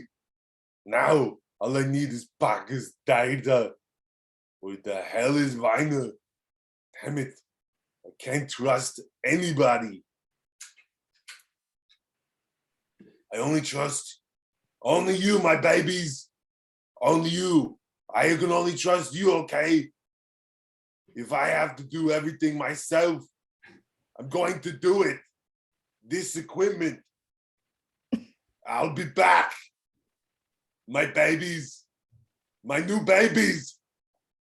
Ock hides the Waldos under his coat and leaves the room. Interior Peter Parker's apartment, night. There is more equipment than before. Peter is deep at work. His Spider-Man uniform hangs on the wall. There is a knock at the door. Hey, Peter? Are you finished with my computer yet? I got a paper too, you know. Oh my god. Oh, it's you, Liz. I expect you. Give me a minute. He hides his Spider-Man costume. Interior the hallway landing, night. Liz waits impatiently. Hi, Liz. Come on in. Interior Peter Parker's apartment, night. Liz enters looking around. Peter covers for this and that. What were you doing in here? Clean up. Come on, I'll get your computer. Where's Flash part? He picks up the computer and turns to her, but she's already looking around the apartment. Flash didn't come. Oh, well, how are you going to get it home? Liz Taxi, walks I into the guess. room. Taxi, I guess. She discovers the prints of Spidey that Peter has taped up around the apartment. You must spend a lot of time with this spider guy. Peter, don't you think you ought to unplug that? Peter looks and sees that he's tethered to the wall. Embarrassed, he puts the computer back down. I'll go down to the corner, see if I can hail that taxi. Peter leaves. Liz smiles. She likes Peter. Why is he so... Interior hallway, night. A shadow of a man can be seen hiding. Peter does not notice him. Interior Peter Parker's apartment, night. There's a knock at the door. Peter? She's about to open the door when 4 Waldos smash through it, obliterating it. Ock stands in the shattered doorway. Waldo's writhing. Dr. Octavius, you were so weird with those. What do you call those? Waldos. Did you hear about Spider-Man? That's me. The real Spider-Man. Now tell me, where's that jerky friend of yours, Parker? Peter? He's not here. He's gone. I don't think he'll be back for a while.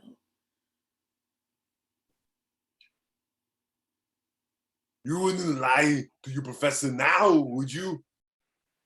Of course not. Why would I lie about a thing like that? Really? He's out. We're late. Ock grabs Liz's hair with his Waldos. What are you doing? Let me go. Please, take those things out of my hair. My Waldos, you mean? Whatever you call them, please. Ock shoots out 2 Waldos simultaneously. Each grabs a chair from different parts of the room and brings them to the table. See it? She does. He does too, and folds his Waldos across his chest. He's a nice boy, a little nerdy maybe, but nice, wouldn't you say? Oh, I don't know. Maybe he's very inexperienced.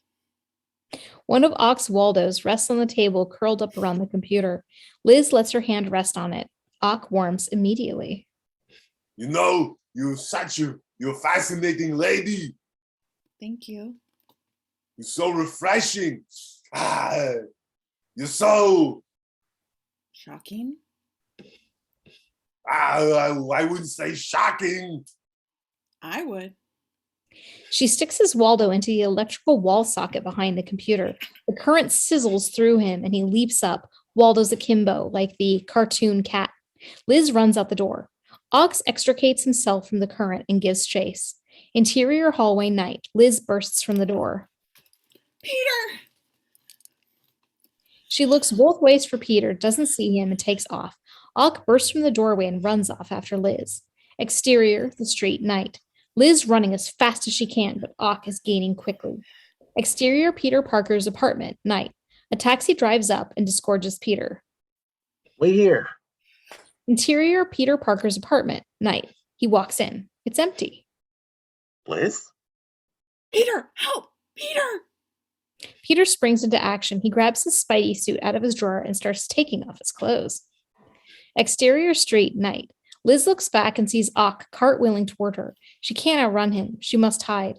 There's a construction site on the right. She ducks down the alley next to it. Interior construction alley, night. Liz runs into it and finds herself trapped on three sides by a high cyclone fence. Behind her, Ock's Waldos stretch out like water bug legs. He bug walks into the alley and laughs down at her from his perch atop the Waldos. Peter Parker has something I want. And I'm going to have something he wants. She dashes past him and runs into the outboard cargo elevator. Interior elevator night. She looks for the up button and finds nothing. Ock, on his feet now, is in the wire mesh elevator cage in a flash.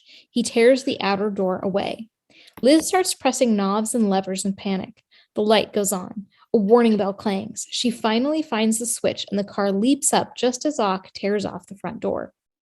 Liz, safe for a moment, watches Ock recede below, shaking the torn-off door in a rage. Exterior construction site, night. Extending Waldo over Waldo, Ock climbs the elevator housing, chasing the rising car inside. Exterior construction roof, night. The car arrives and Liz jumps out. She's on nothing but a narrow girder. She tight ropes on the girder. Ock gets to the top. He looks across at her. She's stuck between two unfastened girders at a dead end. He slowly telescopes a Waldo toward her. She's got no place to run, no place to hide. He grabs her by the blouse and lifts her off the girder. Put her down, Ock. Ock looks across the street. There, on top of a tall building, is Spider-Man. I know what's happening to you, Ock. I've been to a lot of changes myself lately. You have to listen to me. Who the hell are you? Spider-Man. Spider-Man? That's a lot of crap, clown. I'm the Spider-Man, not you. Ask your girlfriend. Tell him. I'm a good friend of Peter Parker's, Ock. Just like that girl you're holding. Now let her go.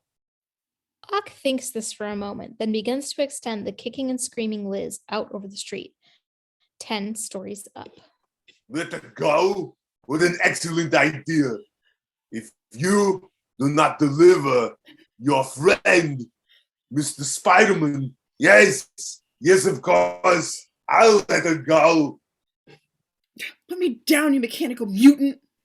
Liz is having none of this. She kicks, she fights, she twists, she flails around, making things a little worse. The ground is yawning death beneath her. Rip! Part of her blouse tears away and Liz plummets. Spider-Man swoops down on a web strand in his characteristic compound curve. He reaches out for the falling Liz and misses her cleanly. The web is too short. You jerk! He thwips her with the second web, and together they swing to a high girder where he deposits her safe and sound. Tell your friend Peter next time I'll get the taxi myself. Hey, you jerk! You're funny Spider-Man. Prepare to meet your death, bug. Spidey thwips a beam and swings across toward Ock. Actually, I might find a living especially now. He lands on Ock's girder, and the two progeny of the cyclotron face off for the first time, 10 stories above the street. Octavius, just stop and think. I am thinking. I'm thinking about exterminating you. Okay, if that's the way you want it. Let's see what those chrome knuckles can do, Doc. A Waldo lances out and catches Spidey flush on the jaw. It knocks him to another girder. Spidey hangs on and rolls over. He rubs his jaw. Spidey gets ready to go into action and gets pummeled by another barrage of blows from above. Now I must kill you. You can do it as clowns. Ock throws a roundhouse Waldo that nearly knocks Spidey off the girder. He's just barely hanging on. But Spider-Man's not done yet. He thwips a high beam and swings into a better attack position. The two super adversaries engage in battle. With Ock swinging from his Waldos like a metal monkey and a Spidey swinging from his webs like Spidey, they clang and bang through the girders of the construction site. Once I dispose of you, Spider-Man, no one will be able to stop me. Stop you from what? My destiny! Ock throws his biggest punch yet. Sirens can now be heard in the street. Spidey avoids Waldo strike after Waldo strike. Ock eludes web after web, but Spidey's agility soon has him turning circles. Over here, Octopus. That's Professor Octopus to you, Spider Jerk. Give it up, Professor. You'll never catch me. Ock takes 3 steps and soars into the air. Exterior brick wall night. Ock, misjudging the leap, soars right past Spidey and into an alley, screaming all the way. Exterior the alley night. Ock and 2 Waldos pressed against each of the opposing walls. It's a tenuous grip. Then very slowly, sparks flying from his Waldos, Ock slides down into the alley. So long, sucker. Exterior street night. Cop cars pull up. Cops leap from them. Exterior sidewall night. Ock makes it down, sees the cops, ducks out of sight. Exterior cop cars night. The searchlights go on. Spider-Man swings back across the street to the construction site. There he is. It's that Spider-Man! Exterior the roof night. Spidey lands next to Liz in a pose. Lit by the flashing billboard, he's weirder looking than ever. Spidey puts an arm around Liz and extends a web shooter.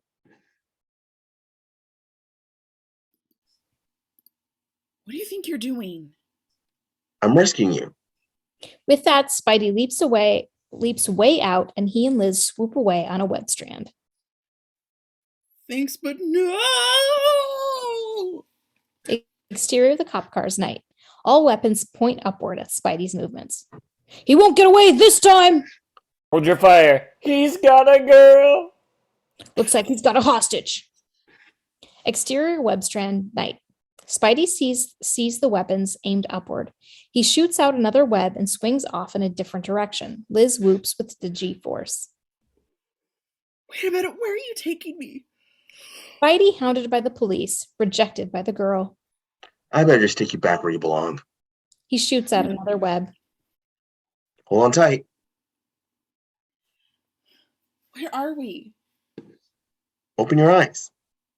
They are standing on the roof of the central tower of the Empire University building. Liz opens her eyes. It's an extraordinary sight. If you're trying to impress me, Spidey, I want you to know I'm not easy. Okay, I'm impressed. Okay, no, put me down, Spidey. Put me down. I like the way you say Spidey. Nobody calls me Spidey. Now we go. Exterior dormitory night. They swoop down and down, stopping on one of the building's sills, actually right in front of a window in the dormitory building. Wow. Look, this is our dormitory. I can't get into my room. Hey, wait a minute. There's Flash, if I'm not mistaken. Liz? You know my name? Liz, listen to me. There's something I have to tell you. Okay, put me down. We can talk, all right? Do you know who I am? All I know is you're the amazing Spider-Man, or better, you're Spidey, the good guy on the block. You're a weirdo in a clown suit, spider suit. clown spider suit. And that's all you know about me? Okay, let's get your boyfriend. Which one? How many do you have? I meant Flash. Can we pause? My script just crashed now.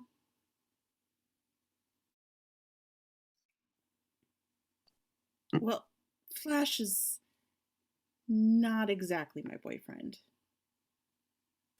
He's not? Then who is? There's someone I like, but he's too shy to notice. Flash.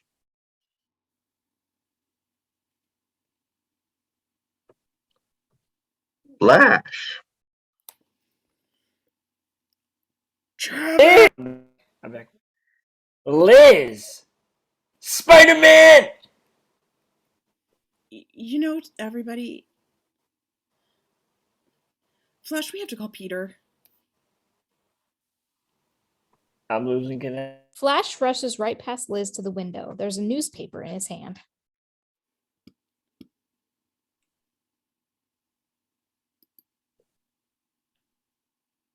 I've lost connection. Hey, they won't let up, man. They keep calling you a accomplice in that burglary murder, but that's a crock, ain't it? I'm with you, Spidey, 100%. Thanks. But, by the way, what are you doing with Liz? She needed a lift. Oh, okay. This calls for a beer. A lot of beer. Thanks, but I have some business to take care of.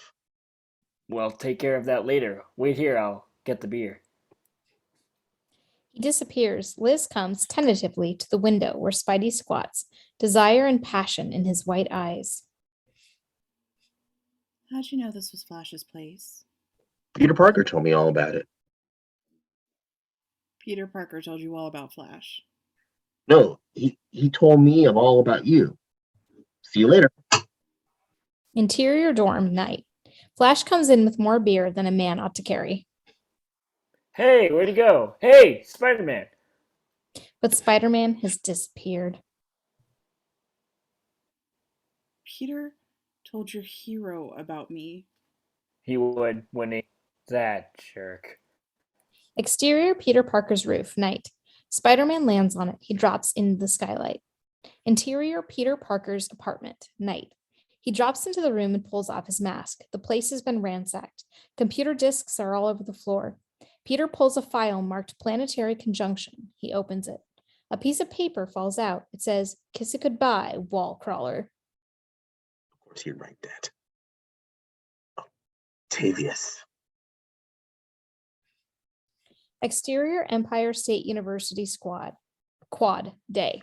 Peter is hurrying along. Kim is sunning herself wonderfully. Kim, have you seen Harry? Sure, lots of times. What a brainiac. Yeah. Have you seen him today? No. Peter!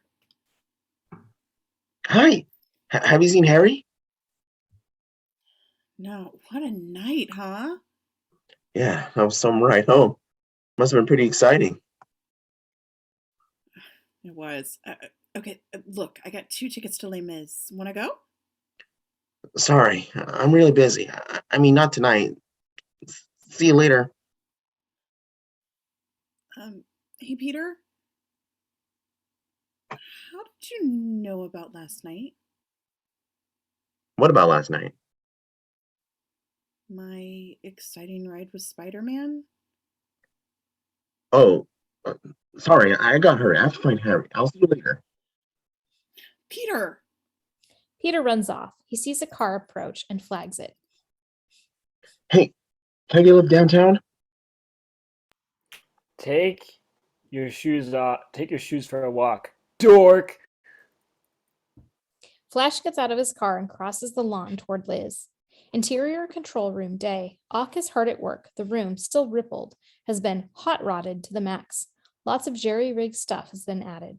Ock takes a sip from the thermos and flicks the small tape recorder.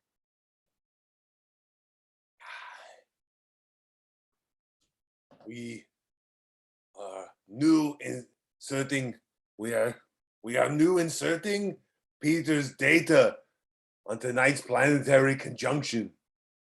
Insert. The computer screen displays Peter Parker's name and ID number and the title, The Planetary Conjunction, and its effect on Earth gravity. Yes.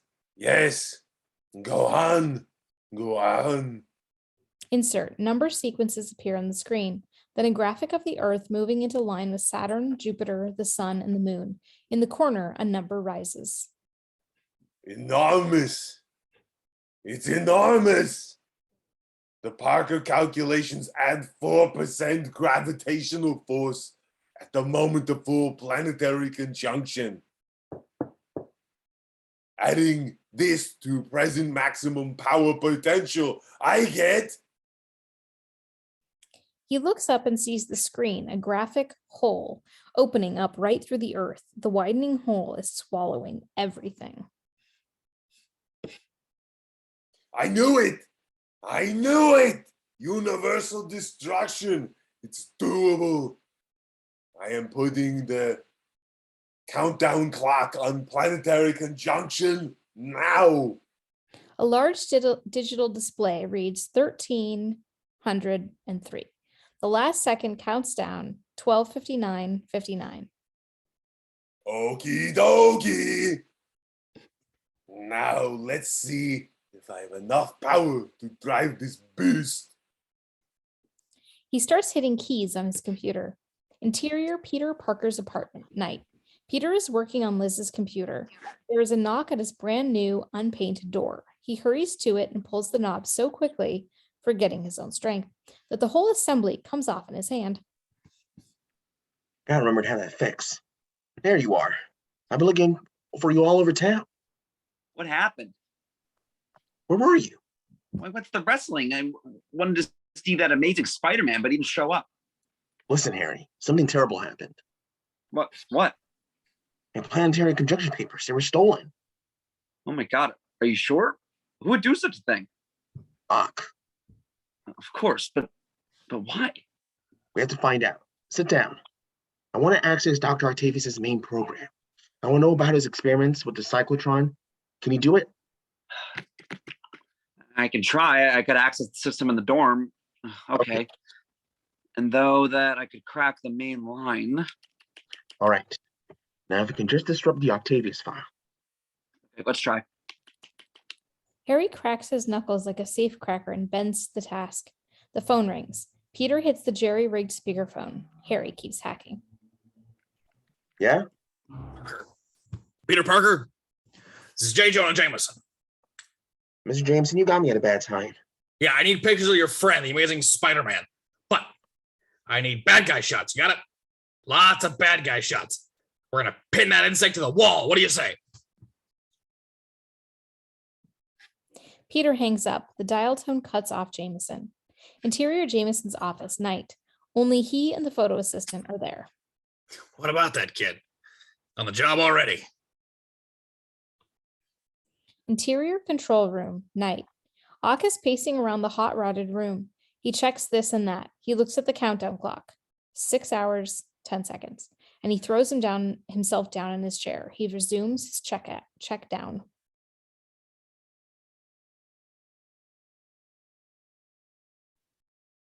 Fusion cells, all up. Internal temperature. Okay. Risk.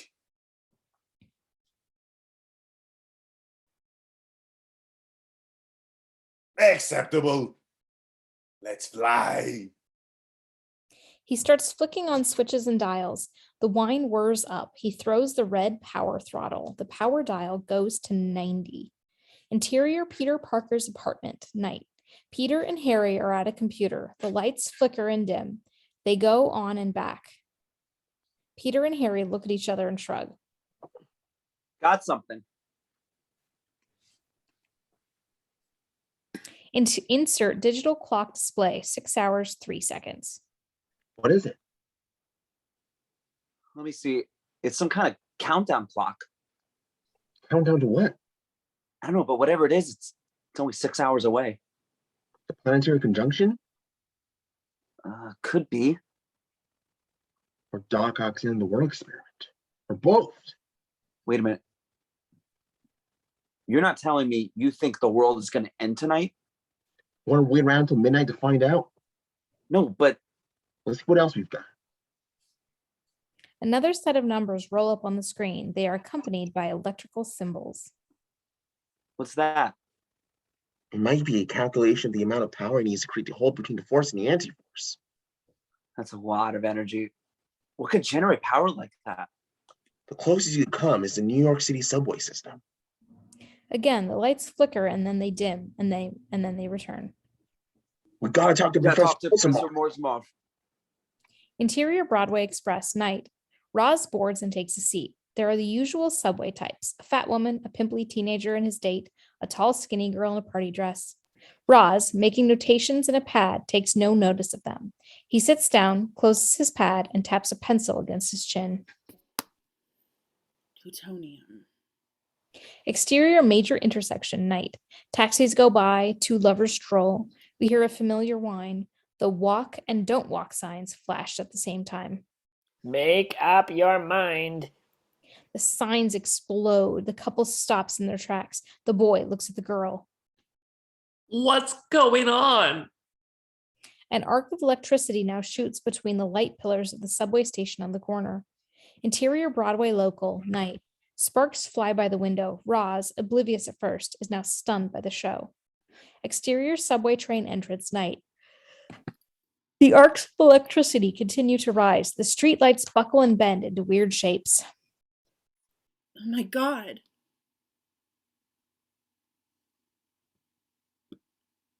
We should all get back. Get back, get back. Exterior intersection, night. Two taxis roar through the intersection and collide. The ethnic drivers leap out and begin arguing. Interior train, night. People scream and fall back as the train seems to change angles. Exterior subway entrance, night. A building roar rises from the subway entrance, then the sound of a train whistle. The boy looks down the stairs and has to leap out of the way as the Broadway Express comes highballing up the steps and blasts through the subway entrance. The train sails through the air. The exterior luxury condo high-rise, night. The train crashes into the building in a storm of cyclotron-generated dolly physics. Exterior the street, night. The throb and pulse recede. Screams, honks, sirens can be heard. Exterior luxury condo high-rise, night. A splendidly turned-out middle-aged woman wakes from her satin sleep to see that a subway train is in the middle of her bedroom. The wall through which the train has come sags and ripples like it is melted and partially re-solidified. Henry! Several passengers climb out of the windows of the train or pry open the doors. What are you doing in here? Get out of here. This is my house. Get out of my room. Exterior of the street, night. A crowd is gathered to gawk and point. They look up and we see their point of view. The middle car of the train is simply embedded in the high-rise. Its rear sticking out of the building 15 stories up. From its coupling dangles the last car. Interior middle car, night. The car is bisected in the middle with the fused brick and glass of the wall of the building. Passengers on the outside of the wall press their faces to the glass and pound for help. Roz comes to the aid of a mother with two children. Exterior of the street, night. The crowd sees something else. Swimming high in the sky is your friendly neighborhood Spider-Man. The couple and the two drivers argue about what this means. It's Spider-Man. Get out of here, you bum. Hey, what are you talking about? What's the matter, lady? Don't you read the papers? This is the driver of the Daily Bugle truck carrying the historically famous Bugle headline, Spider-Man, Threat or Menace? Go, Spidey, go! Interior last car, night. It's nearly vertical. People are tumbled over each other. The scared teenager is tearing at the door. The skinny girl screams in a mechanical way. The door opens. He nearly falls. The skinny girl screams again. He manages to get back inside. She looks at him, safe now, but screams again anyway. Roz struggles to right himself against a pole. A bag of groceries goes sliding past him. It continues downward and out the open door. Insert, the bag tumbles through the air, down, down, and down.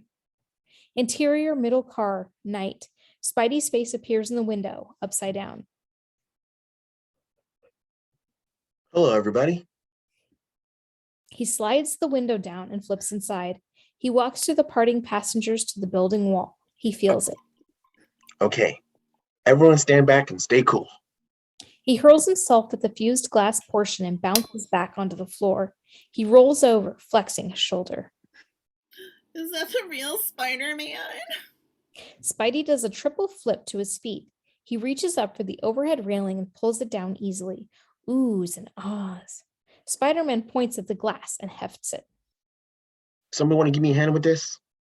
First the woman, and then all of them, take up positions on the battering ram. 1 on 3. 1, 2, 3. They ram the glass and it shatters. Interior of the luxury condo high-rise night. Henry stands at the open door of the train in his bedroom as they all come rushing through to the room. Come on. That's it. Step lively now. Henry, the rugs! Oh, shut up! Have a nice evening, ma'am. And you too, Henry. Exterior of the street, night. The fire trucks arrive and begin assembling a ladder. Interior of the last car, night. Spidey arrives at the door at the top of the car. He sees Roz at the bottom.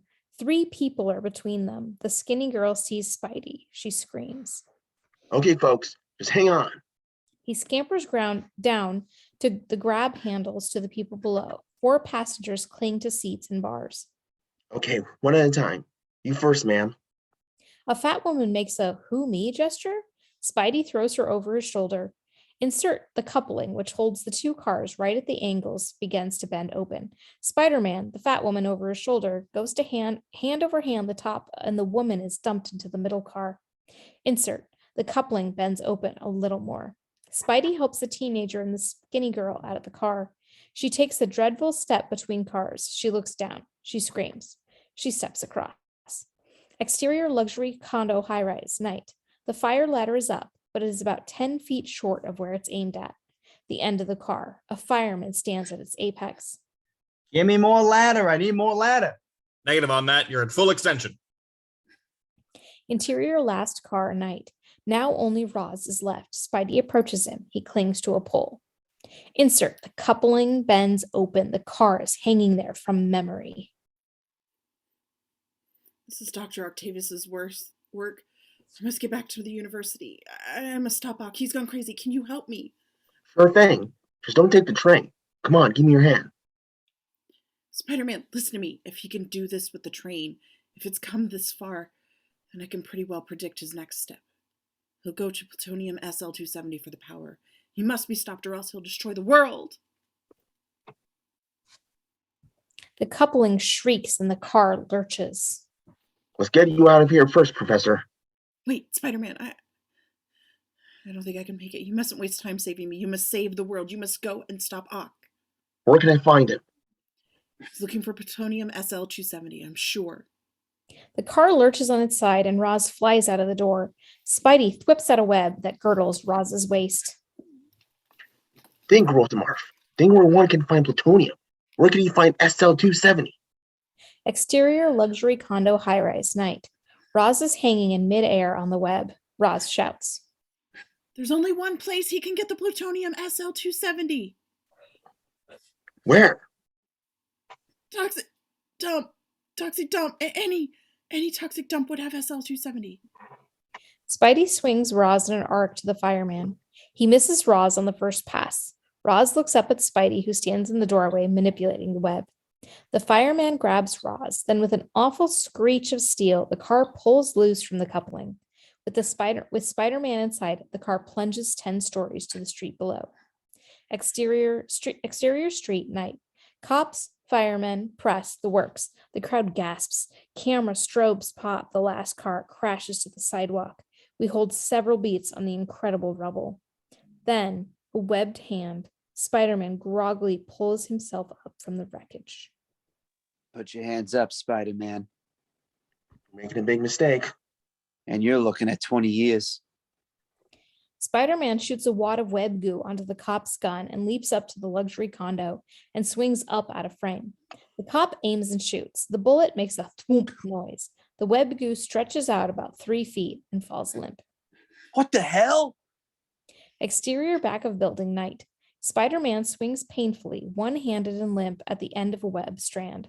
After falling 10 stories, he's groggy and weak. He can't think. He can't focus. He can barely hold on to his wrist gizmos. This bug is spent. Go on. Let's knock. SL-270 plutonium. Let's get that crazy old Logan before he gets to the plutonium. Toxic dump. Where are the toxic dumps? He hangs there with two hands to catch his breath as he thinks. He shoots a web up diagonally and swings across it. This time he catches and holds, but barely. Interior Aunt May's family room night. Liz is standing. Aunt May is seated on the couch. She looks weak, pale, and alone. You're as lovely as Peter said you were.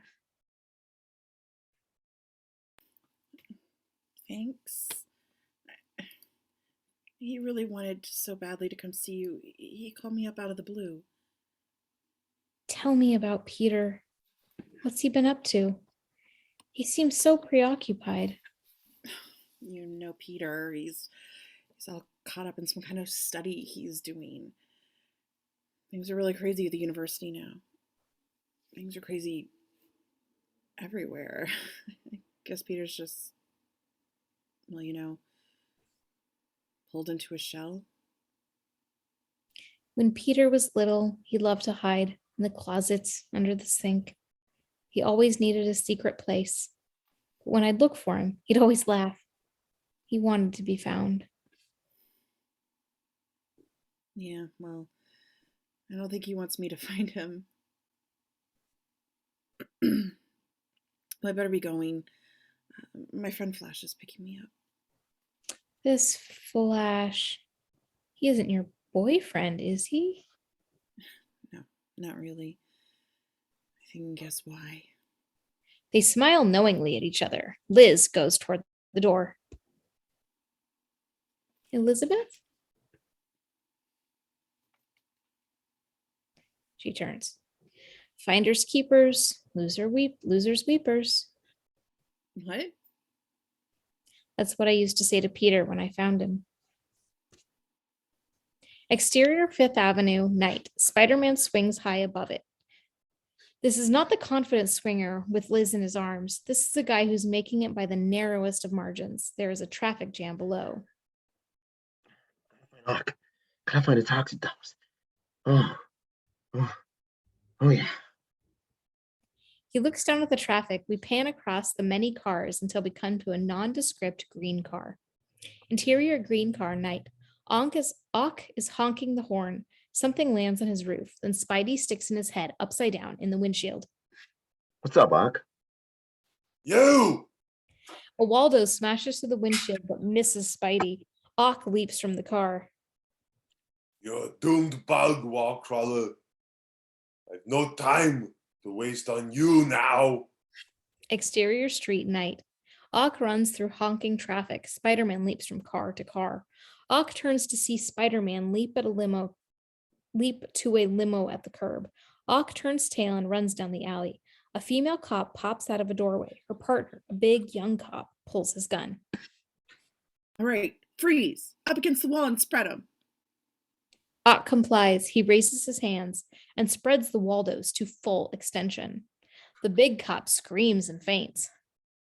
The little female cop's eyes pop. Ock swats the gun from her hand. He starts to choke her. Spidey comes swinging to the rescue. He lands on the roof nearby. Hey, you big Ock, why don't you pick on someone your own size? All right, Spider Bug. Here I come for you. Ock leaves the cop and attacks Spider-Man, shooting his iron fist at him. Ock runs to the end of the alley. Spidey staggers to his feet and resumes the chase. Ock breaks into a red Corvette convertible, starting it with a Waldo. Spider-Man comes out in time to see the vet drive away. A Chinese laundry truck is passing by. Spidey thwips it and is whipped away. He crawls over to the window. Hey, driver, could you follow that red vet for me? The surprised Chinaman lets loose a stream of Chinese expletives, complete with appropriate suggestive gestures. Spider-Man crawls to the top of the truck and surveys the situation. He sees a sea of moving traffic. He thwips up a web and swings away. Spidey swings along from building to building. The red vet is making headway. Suddenly, Spider-Man spots a blue MG with its top up. Flash Thompson. Never thought I'd be happy to see you. Exterior blue MG, night. Spidey swoops down on the blue MG. Interior blue MG, night. Spidey wedges down into the car between Flash and Liz. She whoops. Flash is thrilled. Sorry about that. Spider-Man, this is unbelievable. Flash, I need your help. You got it. You any good with this thing? I'm the best. Okay, catch that vet. Roger, Wilco. Over and out. He swerves. Spidey falls over Liz. They begin to careen through the traffic. 3 peas in a very small pod. Exterior West Side car chasing montage, night. With Spidey jammed in between Liz and Flash, the MG chases the vet. Since neither Ock nor Flash is any good at this, both cars quickly careen into poles, fences, hot dog cars, and begin falling apart. On Riverside Drive, the MG begins to lurch and steam. The vet looks eaten away. The George Washington Bridge looms ahead. The vet roars to the toll booth. They spot Ock stuck in traffic. Why is he going to New Jersey, and who is it in that shitty red car? You recognize him? It's Ock. New Jersey has the largest toxic waste dump in the world. But the Nets. Oh, what does he want with toxic waste? He's looking for plutonium, my dear. The car has to slow down. It's in a traffic jam. Sorry, you can't do anything about this traffic. Spider-Man jumps out of the car. Try to stay with me. I don't want to lose him. Speeding along the bridge, Ock sees no one, but high above, Spidey swings from tower to tower after him. At the last tower, Spidey leaps down onto a big truck. The vet weaves and Spidey crosses to another big truck. For a moment, he is caught between the 2 trucks, but he makes it across. The vet takes an exit. Spidey leaps into the sign. He aims his wrist gizmo and waits for the next car to take the exit, but none does. Deflated, he drops to the ground. He looks up to see a sign on the cyclone fence. It says, "Dump number 7, keep out, radioactive material." Bingo. Interior toxic waste dump, night. The landscape has a nightmarish vision, weirdly lit by safety lights. Vats and drums ooze all kinds of bad stuff. A light is on a dilapidated shack. Interior of the shack, night. Ock is tossing away canisters until he comes to one marked hazard, plutonium SL-270, hazard. Okey Dokey. Open it now and you'll spoil Christmas. Spidey's peering in a hole from the roof. Insect. I'm going to squash you to death once I lay my Waldos on your skinny bones. Ock hurls a drum at Spidey. It erupts in a sizzle of liquid and gas. Then the 6-armed fiend runs for the door with his SL-270. Exterior of the shack, night. Ock comes flying out and Spider-Man grabs the Waldo. Spidey does a backflip and whips Ock so hard the Waldo snaps off. Ock recoils and reacts in horror. With a roar, Ock attacks Spider-Man. They battle as super adversaries. Ock gains with the upper hand and tosses Spidey into a pile of rusting drums. A gas envelops Spider-Man and he begins coughing. Exterior of the dump, night. Ock's Waldos are coiled around Spider-Man's neck as the web slinger is dragged through the dump. His white eyes narrow and blink. There is a capped well behind a warning sign. Ock tears off the cap and then hurls the groggy Spidey down the well. Goodbye, Spider-Man. Interior of the well, night. Spidey falls. He cannot grab onto the slimy walls. At the bottom of the foul pit is a bubbling blue luminescent pool. Spidey claws frantically at the walls. No! He gets a hold and slides down to within a foot of the pool. Its weird light shines up at him. He looks at the starry sky. Okay, now, Spidey. Easy does it. He shoots a web about halfway up the pit. It hits the wall, sizzles, and drops back down. Don't give up, Spidey. Don't give up. The web gizmo squirts out a pathetic patooey of web goo. Then it hisses. Empty. Empty. Now what I do? So you have avoided the nuclear pool, have you, Spider-Man? Well, so far so good, but I can't hold on much longer.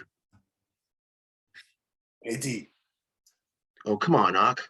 Be a good sport. Let's talk this over face to face. Throw me a line. Spidey reaches out.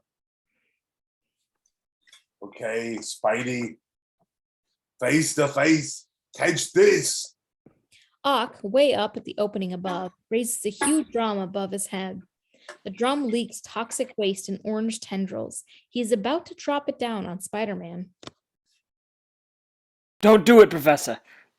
Now we see Flash and Liz in the blue MG. I know you, and you, young lady. Both of you are in my physics class, aren't you? Come. You can help me. I need you to get some of these drums to my laboratory. Help me, and I'll give you special grades. What do you say, yes? Suddenly, he catches Flash with the Waldo and starts to choke him. Liz screams and tries to help Flash. Leave him alone. Another Waldo grabs her. Roz now appears on the scene. Leave them alone, Otto. But they won't help me. Everybody's trying to destroy my experiment. And so are you, Rosamorph. Another Waldo grabs Roz by the arm. Otto, I was wrong. I've gone over your research. It's brilliant, Otto. It's mad, but it's brilliant. You have much work left to do. I want to help you, Otto, for the sake of science. Go and do your experiment. Leave these kids alone and I'll help you. You will? You too? Both Flash and Liz shake their heads, Okey Dokey. Ock gestures to Flash and Liz. Help me with these drums. I need to get them to my laboratory immediately. Do as he says. Ock pushes Flash and Liz with his iron arm. Gripping Liz by her hair, he shoves her into the car. Drive, Flash, before I flush your girl right down the toilet. Professor Rosamorph, it's no good. It's no good double dealing. Why did you help him? Rosamorph finds a rope and looks into the well. Don't lose your energy screaming. Catch this rope and climb up. Come on. Interior Roz's car, night. They drive along the highway. Spidey is recovering, working his neck. I've been through the Octavius data. He has enough power with this plutonium, especially if he gets his hands on Parker's data. There he has enough power to do what he wants to do, and we are not going to stop him in time before the planetary conjunction occurs tonight. Stop the car. I have an idea. They're in the middle of Riverside Drive, but a phone booth is coming up right in front. Insert, Roz's foot stabs the brake. Interior Roz's car, night. Spidey gets out of the car, then he pats himself where his pockets ought to be. Do you have a dime? Interior Peter Parker's apartment, night. Harry is there working on the computer. Phone rings. Harry picks up. Harry? Peter, where are you? Interior phone booth, night. Listen, Harry. You must get my paper before Ock uses it. Interior Peter Parker's apartment, night. Your planetary conjunction data? It's too late. Ock's got your paper. It's in his computer already. Insert, the computer screen displays a graphic of the sun, Earth, and Moon lining up with Jupiter and Saturn. But don't worry, he can never use it without plutonium. He's got the plutonium. He's on his way back to the lab. He's got 2 prisoners with him, Liz and Flash. Don't worry. He needs a huge amount of power, thousands of volts of electricity to get to the anti-force. He can get to the power. Electrical power to the max. Nuclear power SL-270. And now at the moment of full planetary conjunction, when all planets line up with the sun, maximum gravitational power. The conjunction is Ock's final power source. Damn. The conjunction is due at midnight. What are you going to do? Exterior University grounds, night. The blue MG arrives and comes to a stop. Ock looks at his 2 prisoners in the back seat and smiles to himself. Picks up 1 drum on each shoulder. Okey Dokey. Have fun, young ones. For the last time. Ock leaves. Liz and Flash are tied together at the back seat of the car. What do we do now?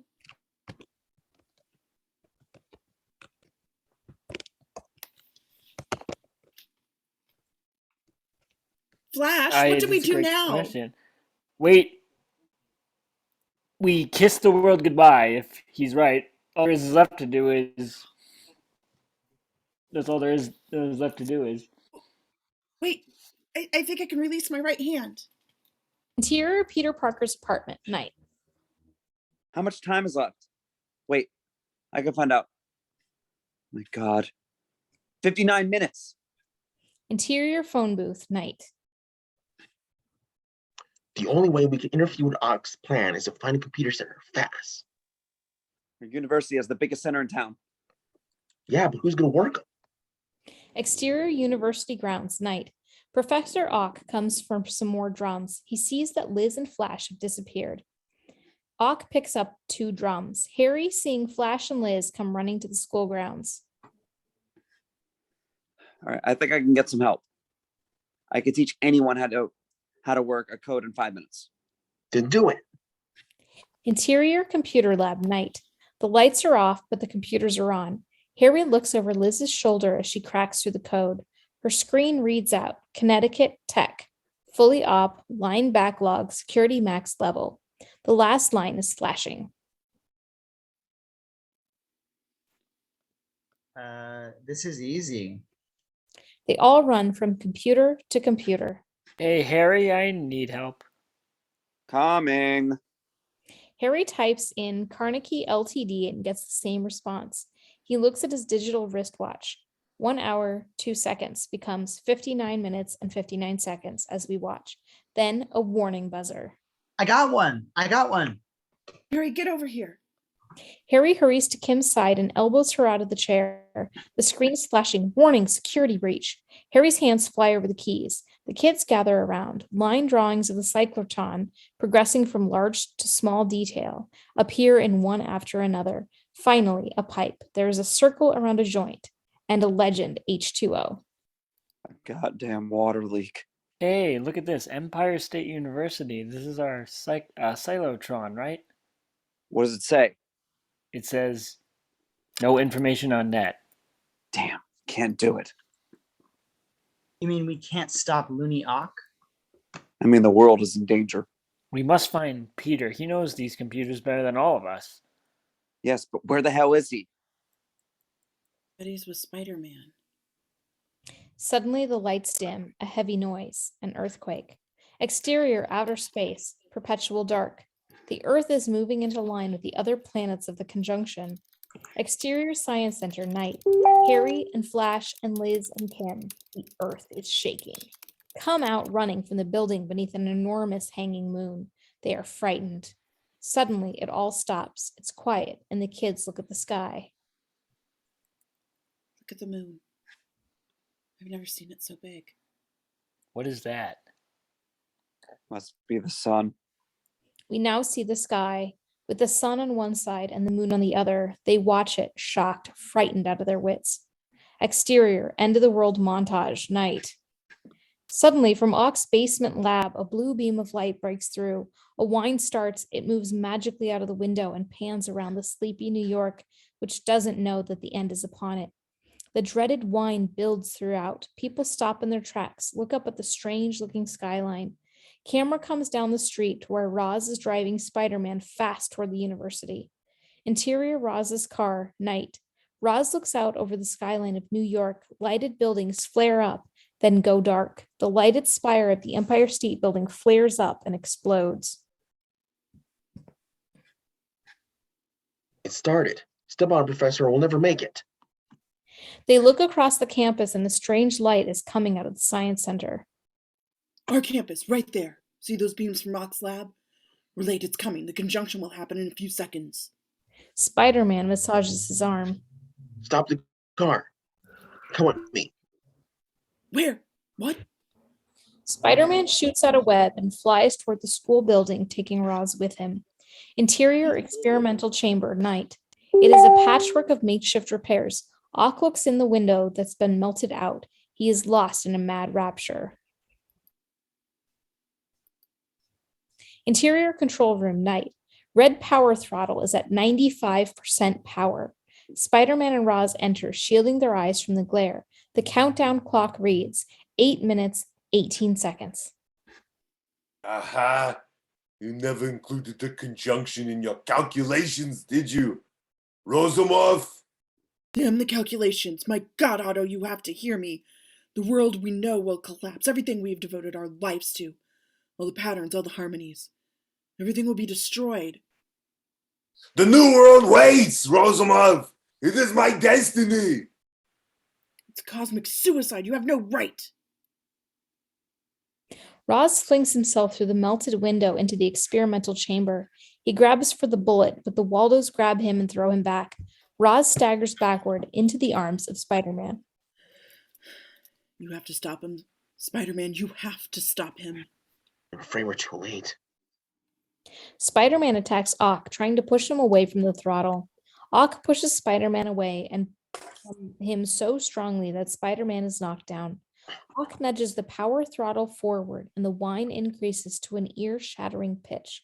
The countdown clock reads 6 minutes, 48 seconds. We are at 96% power. Exterior of the Science Center, night. We pan down from the moon to a street full of sirens and shadowy figures running in the night. Liz and Kim and Harry come nearer. A very weird light is emanating from the center. He's in there. I know Peter is in there. She breaks into a run. Liz, don't. Liz, come back. Come back. Liz runs inside. They run after her. A bolt of electricity flashes across the doorway, stopping them. Interior of the control room, night. The planets are playing on the computer screen. Things in the room begin to rise, weightless. The energy storm is brewing. Okey Dokey! My energy storm has started. My anti-force is on. History is being made, Spider-Man. Rosamov, cheer up, friends. We're on our way to the unknown cosmos. We three are about to visit heaven. Real God's heaven. Spider-Man, the conjunction. It's happening. Exterior of the sky, strange colors, night. The conjunction is now happening. Insert surreal dials spin madly. Interior Science Center, night. Liz runs into a hallway gone berserk. Stuff is flying everywhere. Tiles pull from the walls and crash into the ceiling. Peter, where are you? Interior control room, night. Ock throws the red power throttle to 97% power. Cacophony. The bullet begins to pulse and throb. The dials spin. The countdown clock reads 5 minutes and 58 seconds. Exterior Science Center, night. The full moon hangs over the building. Flash and Harry and Kim stand at the entrance to the center. Flash starts to run to the building. Liz, come on out. They run forward, but as they reach the front steps, the building lurches upward. The bottom step becomes a wall of stone and dirt 6 feet high.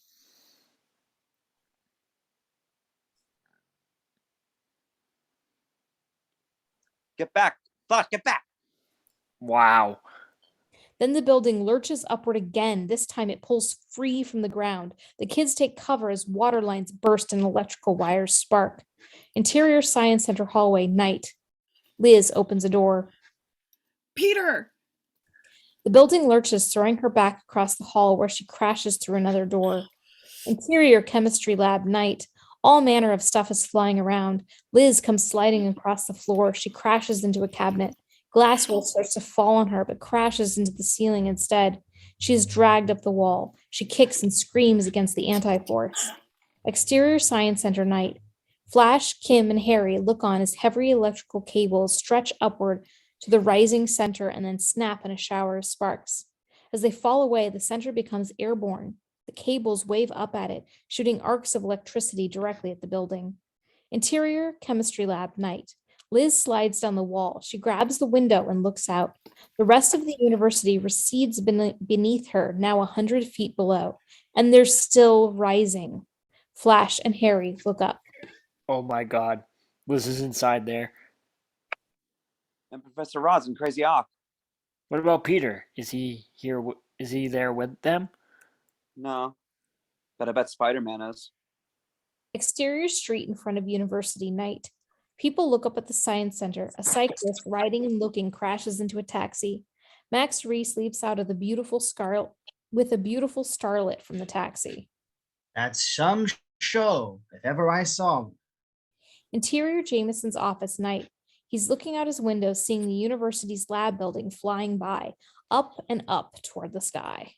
Here on the front page. Change the headline. The biggest news is happening right now. We need photos, a camera. Get me a camera! Exterior sky night. A very long shot of the Science Center rising into the clouds. Interior Aunt May's bedroom night. She pulls aside a curtain and watches the Science Center rise. Interior control room night. Ock works the computer on the console and sends showers of sparks. He glances at the bullet, which now pulses. The countdown clock, 4 minutes and 18 seconds. Where is it going, Otto? Other words, Raz. Other times. Other dimensions. Who knows? Who cares? Then why? The truth rolls them out. Look at it. A new truth. A new way. Don't listen to him, Professor Ross. No. You don't listen to that clown. He can't save you or the world for that matter. Waldo reaches in and rips Roz off Spidey, flinging him back against a wall. Roz lands in a heap beneath a fire station, hose, extinguisher, axe. We see the Waldo reach out for Spider-Man. It wraps around his foot and begins to tug, slowly. Once and for all, Spider-Man. Once and for all. We'll end the legend of your powers. Ock knocks Spider-Man with a real big blow with his Waldo. Ock is slowly dragging Spider-Man to a huge hole that's been ripped in the floor by beams of electricity. We see New York half a mile down through the hole. We see Spidey being drawn across the hole. Then Roz comes flying in with the fire axe. Roz hacks away at the Waldo and chops it off.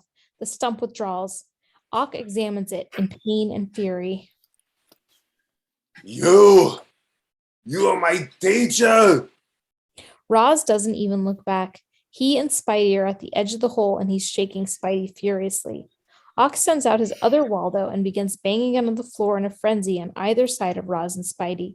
Like a child denied, he smashes his steel fists against the floor again and again. You are my teacher. And you want to destroy my experiment. You're a scientist, for heaven's sake. Don't you want to know what's up there? Yes, but not on account of our world. We only have one world. Only one life.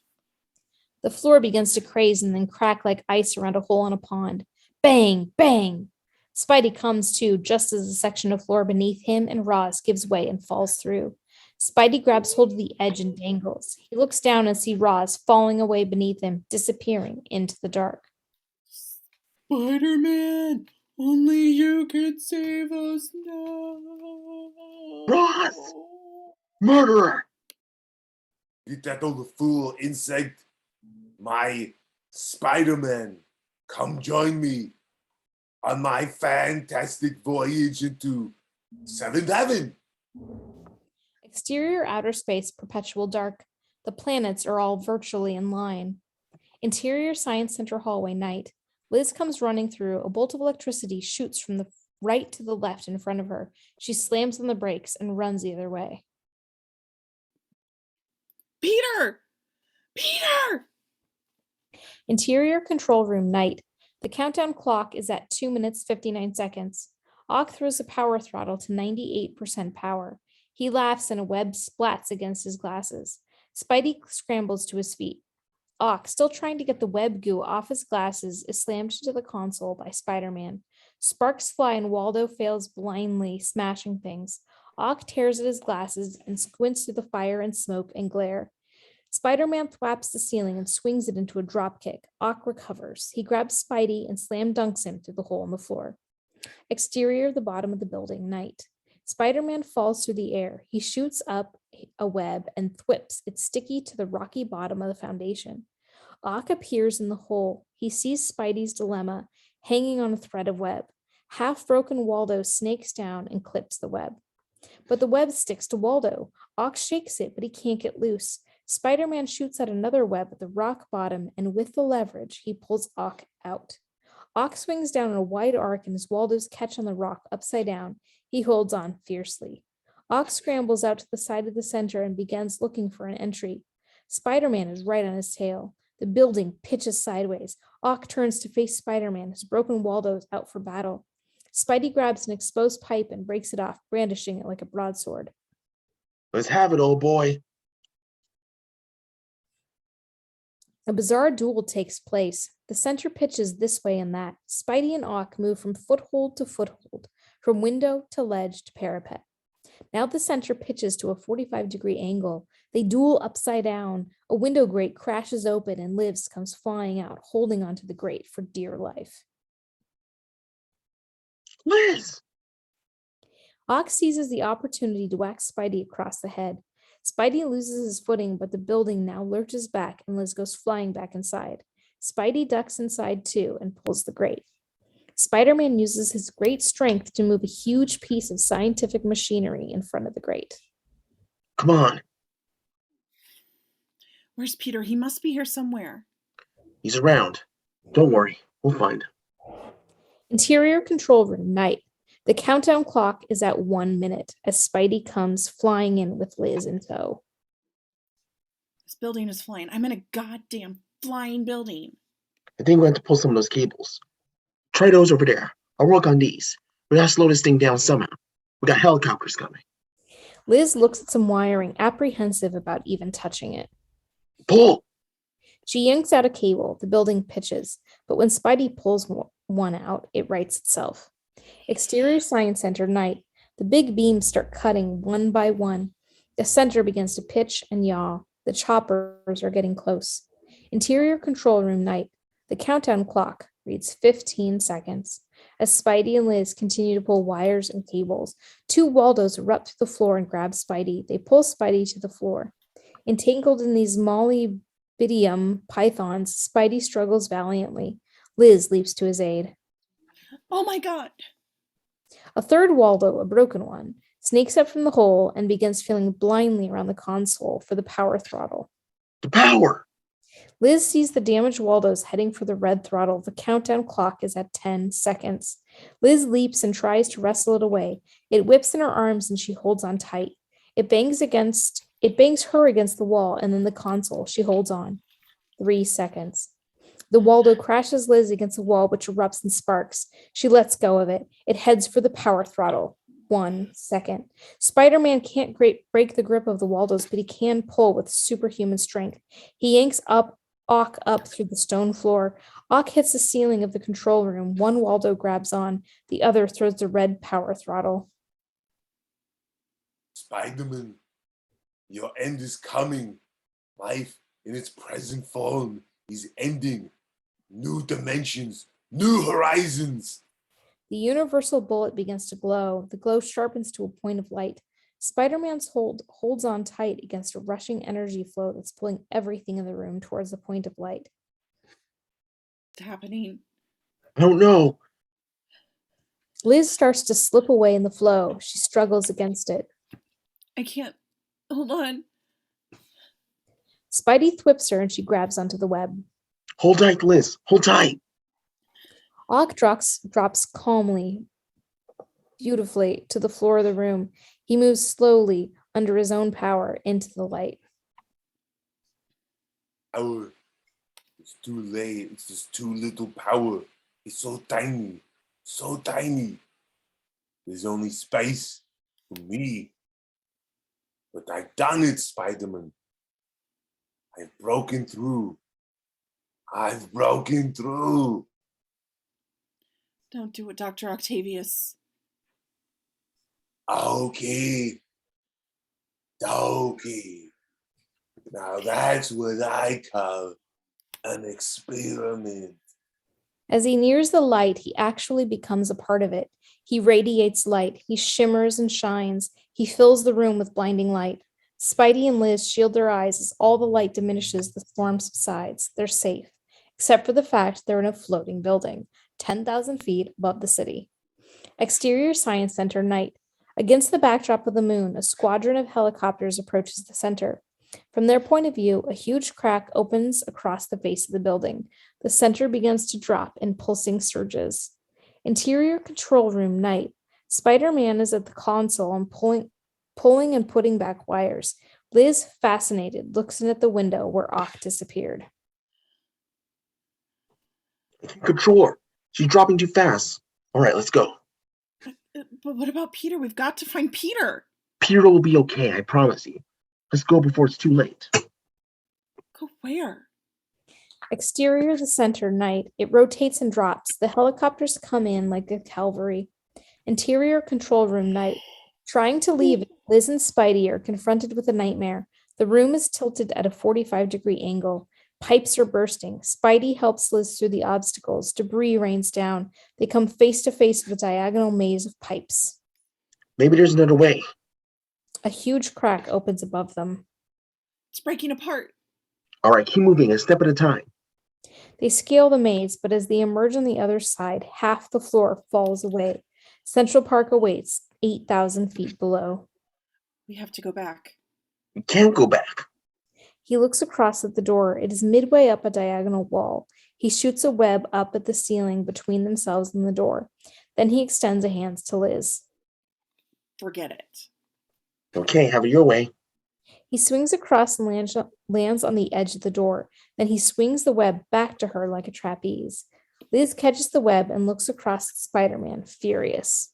What am I supposed to do with this? Go ahead. It's easier than it looks. We got to try the fire escape. Liz swings across like Tarzan, and Spidey gathers her on the ledge.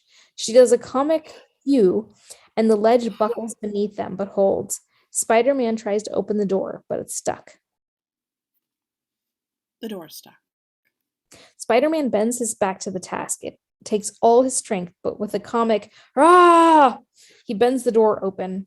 Exterior fire door, night. They burst out onto the rock foundation of the building.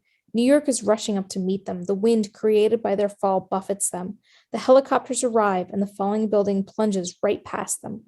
The helicopters look across at each other, helpless. Exterior the center, night. It drops like a stone. Exterior fire door, night. Spidey and Liz are falling away from the door, sliding along the rock. Liz is stopped at a retaining wall.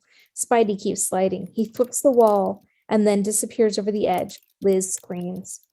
Liz fights to her feet and grabs onto the web stand. She pulls on it with all her strength. She pulls and pulls and pulls. We see web running up between the rocks. She gives one last pull and comes up with an empty web end. A long, long beat. Liz, up here. Liz looks up and sees Peter hanging out the window 2 stories above her. He throws out a rope ladder. Liz grabs it. She begins to climb. Interior classroom, night. Peter pulls Liz through the window. There is no time for an embrace. Come on, I found a way down. I knew you were going to say that. They run out of the room. We pan down and see, crumpled beneath the window, the Spider-Man suit. Interior large physics lab, night. This is the lab we saw in the opening sequence. Peter has turned on the lights. He's got a handful of rope. Where's the way out? Right there. We are looking at the huge American flag. Come on, help me with this. Exterior the foundation, night. Liz is already down the rope ladder and is holding for Peter. He comes down with a huge bundle of red, white, and blue. Okay, stand still. He ties some rope around her waist. Is this going to work? How do I know? I just adore confidence in a man. Come on. They move to the edge of the rock and look down. Central Park is still a couple thousand feet down. What is it you say when you jump? For prayers? They scream as the building lurches again, knocking them to the ground. They start to slide across the rock. They reach out for each other, but their hands don't quite reach. Slowly, they inch back together, but the foundation cracks between them. Exterior center night. It spins and falls beneath us. Down, down it goes. And then it crashes into the great lawn. A huge cloud of debris shoots upward. Exterior the sky, night. There's a beautiful full moon. Peter and Liz float down into frame, lit by its wonderful light. The American flag, which is turned into a huge parachute. They hold each other tight. They can hear sirens below. They begin to laugh with relief. Then they stop. The wind billows as Liz's skirt plays with Peter's hair and snaps in the American flag. You have a lot to thank your friend Spider-Man for. Somehow I don't think we've seen the last of him. Peter. Finders keepers. But what is it? Why do you look like that? I think I'm in love. You are. I'm with your friend. Spider-Man? You're in love with Spider-Man? Oh, I am. You think we'll see him again? We might. You never know. He kisses her. Oh. This may be the end of a beautiful friendship, you know. Nah. They land in the center of the park under the parachute. They stay there and kiss, completely covered by the flag. Camera pulls up to show the building floating away. The end. That is a very odd Wow. Spider-Man. Thank you all for joining us. And yeah, we'll see you at the next one.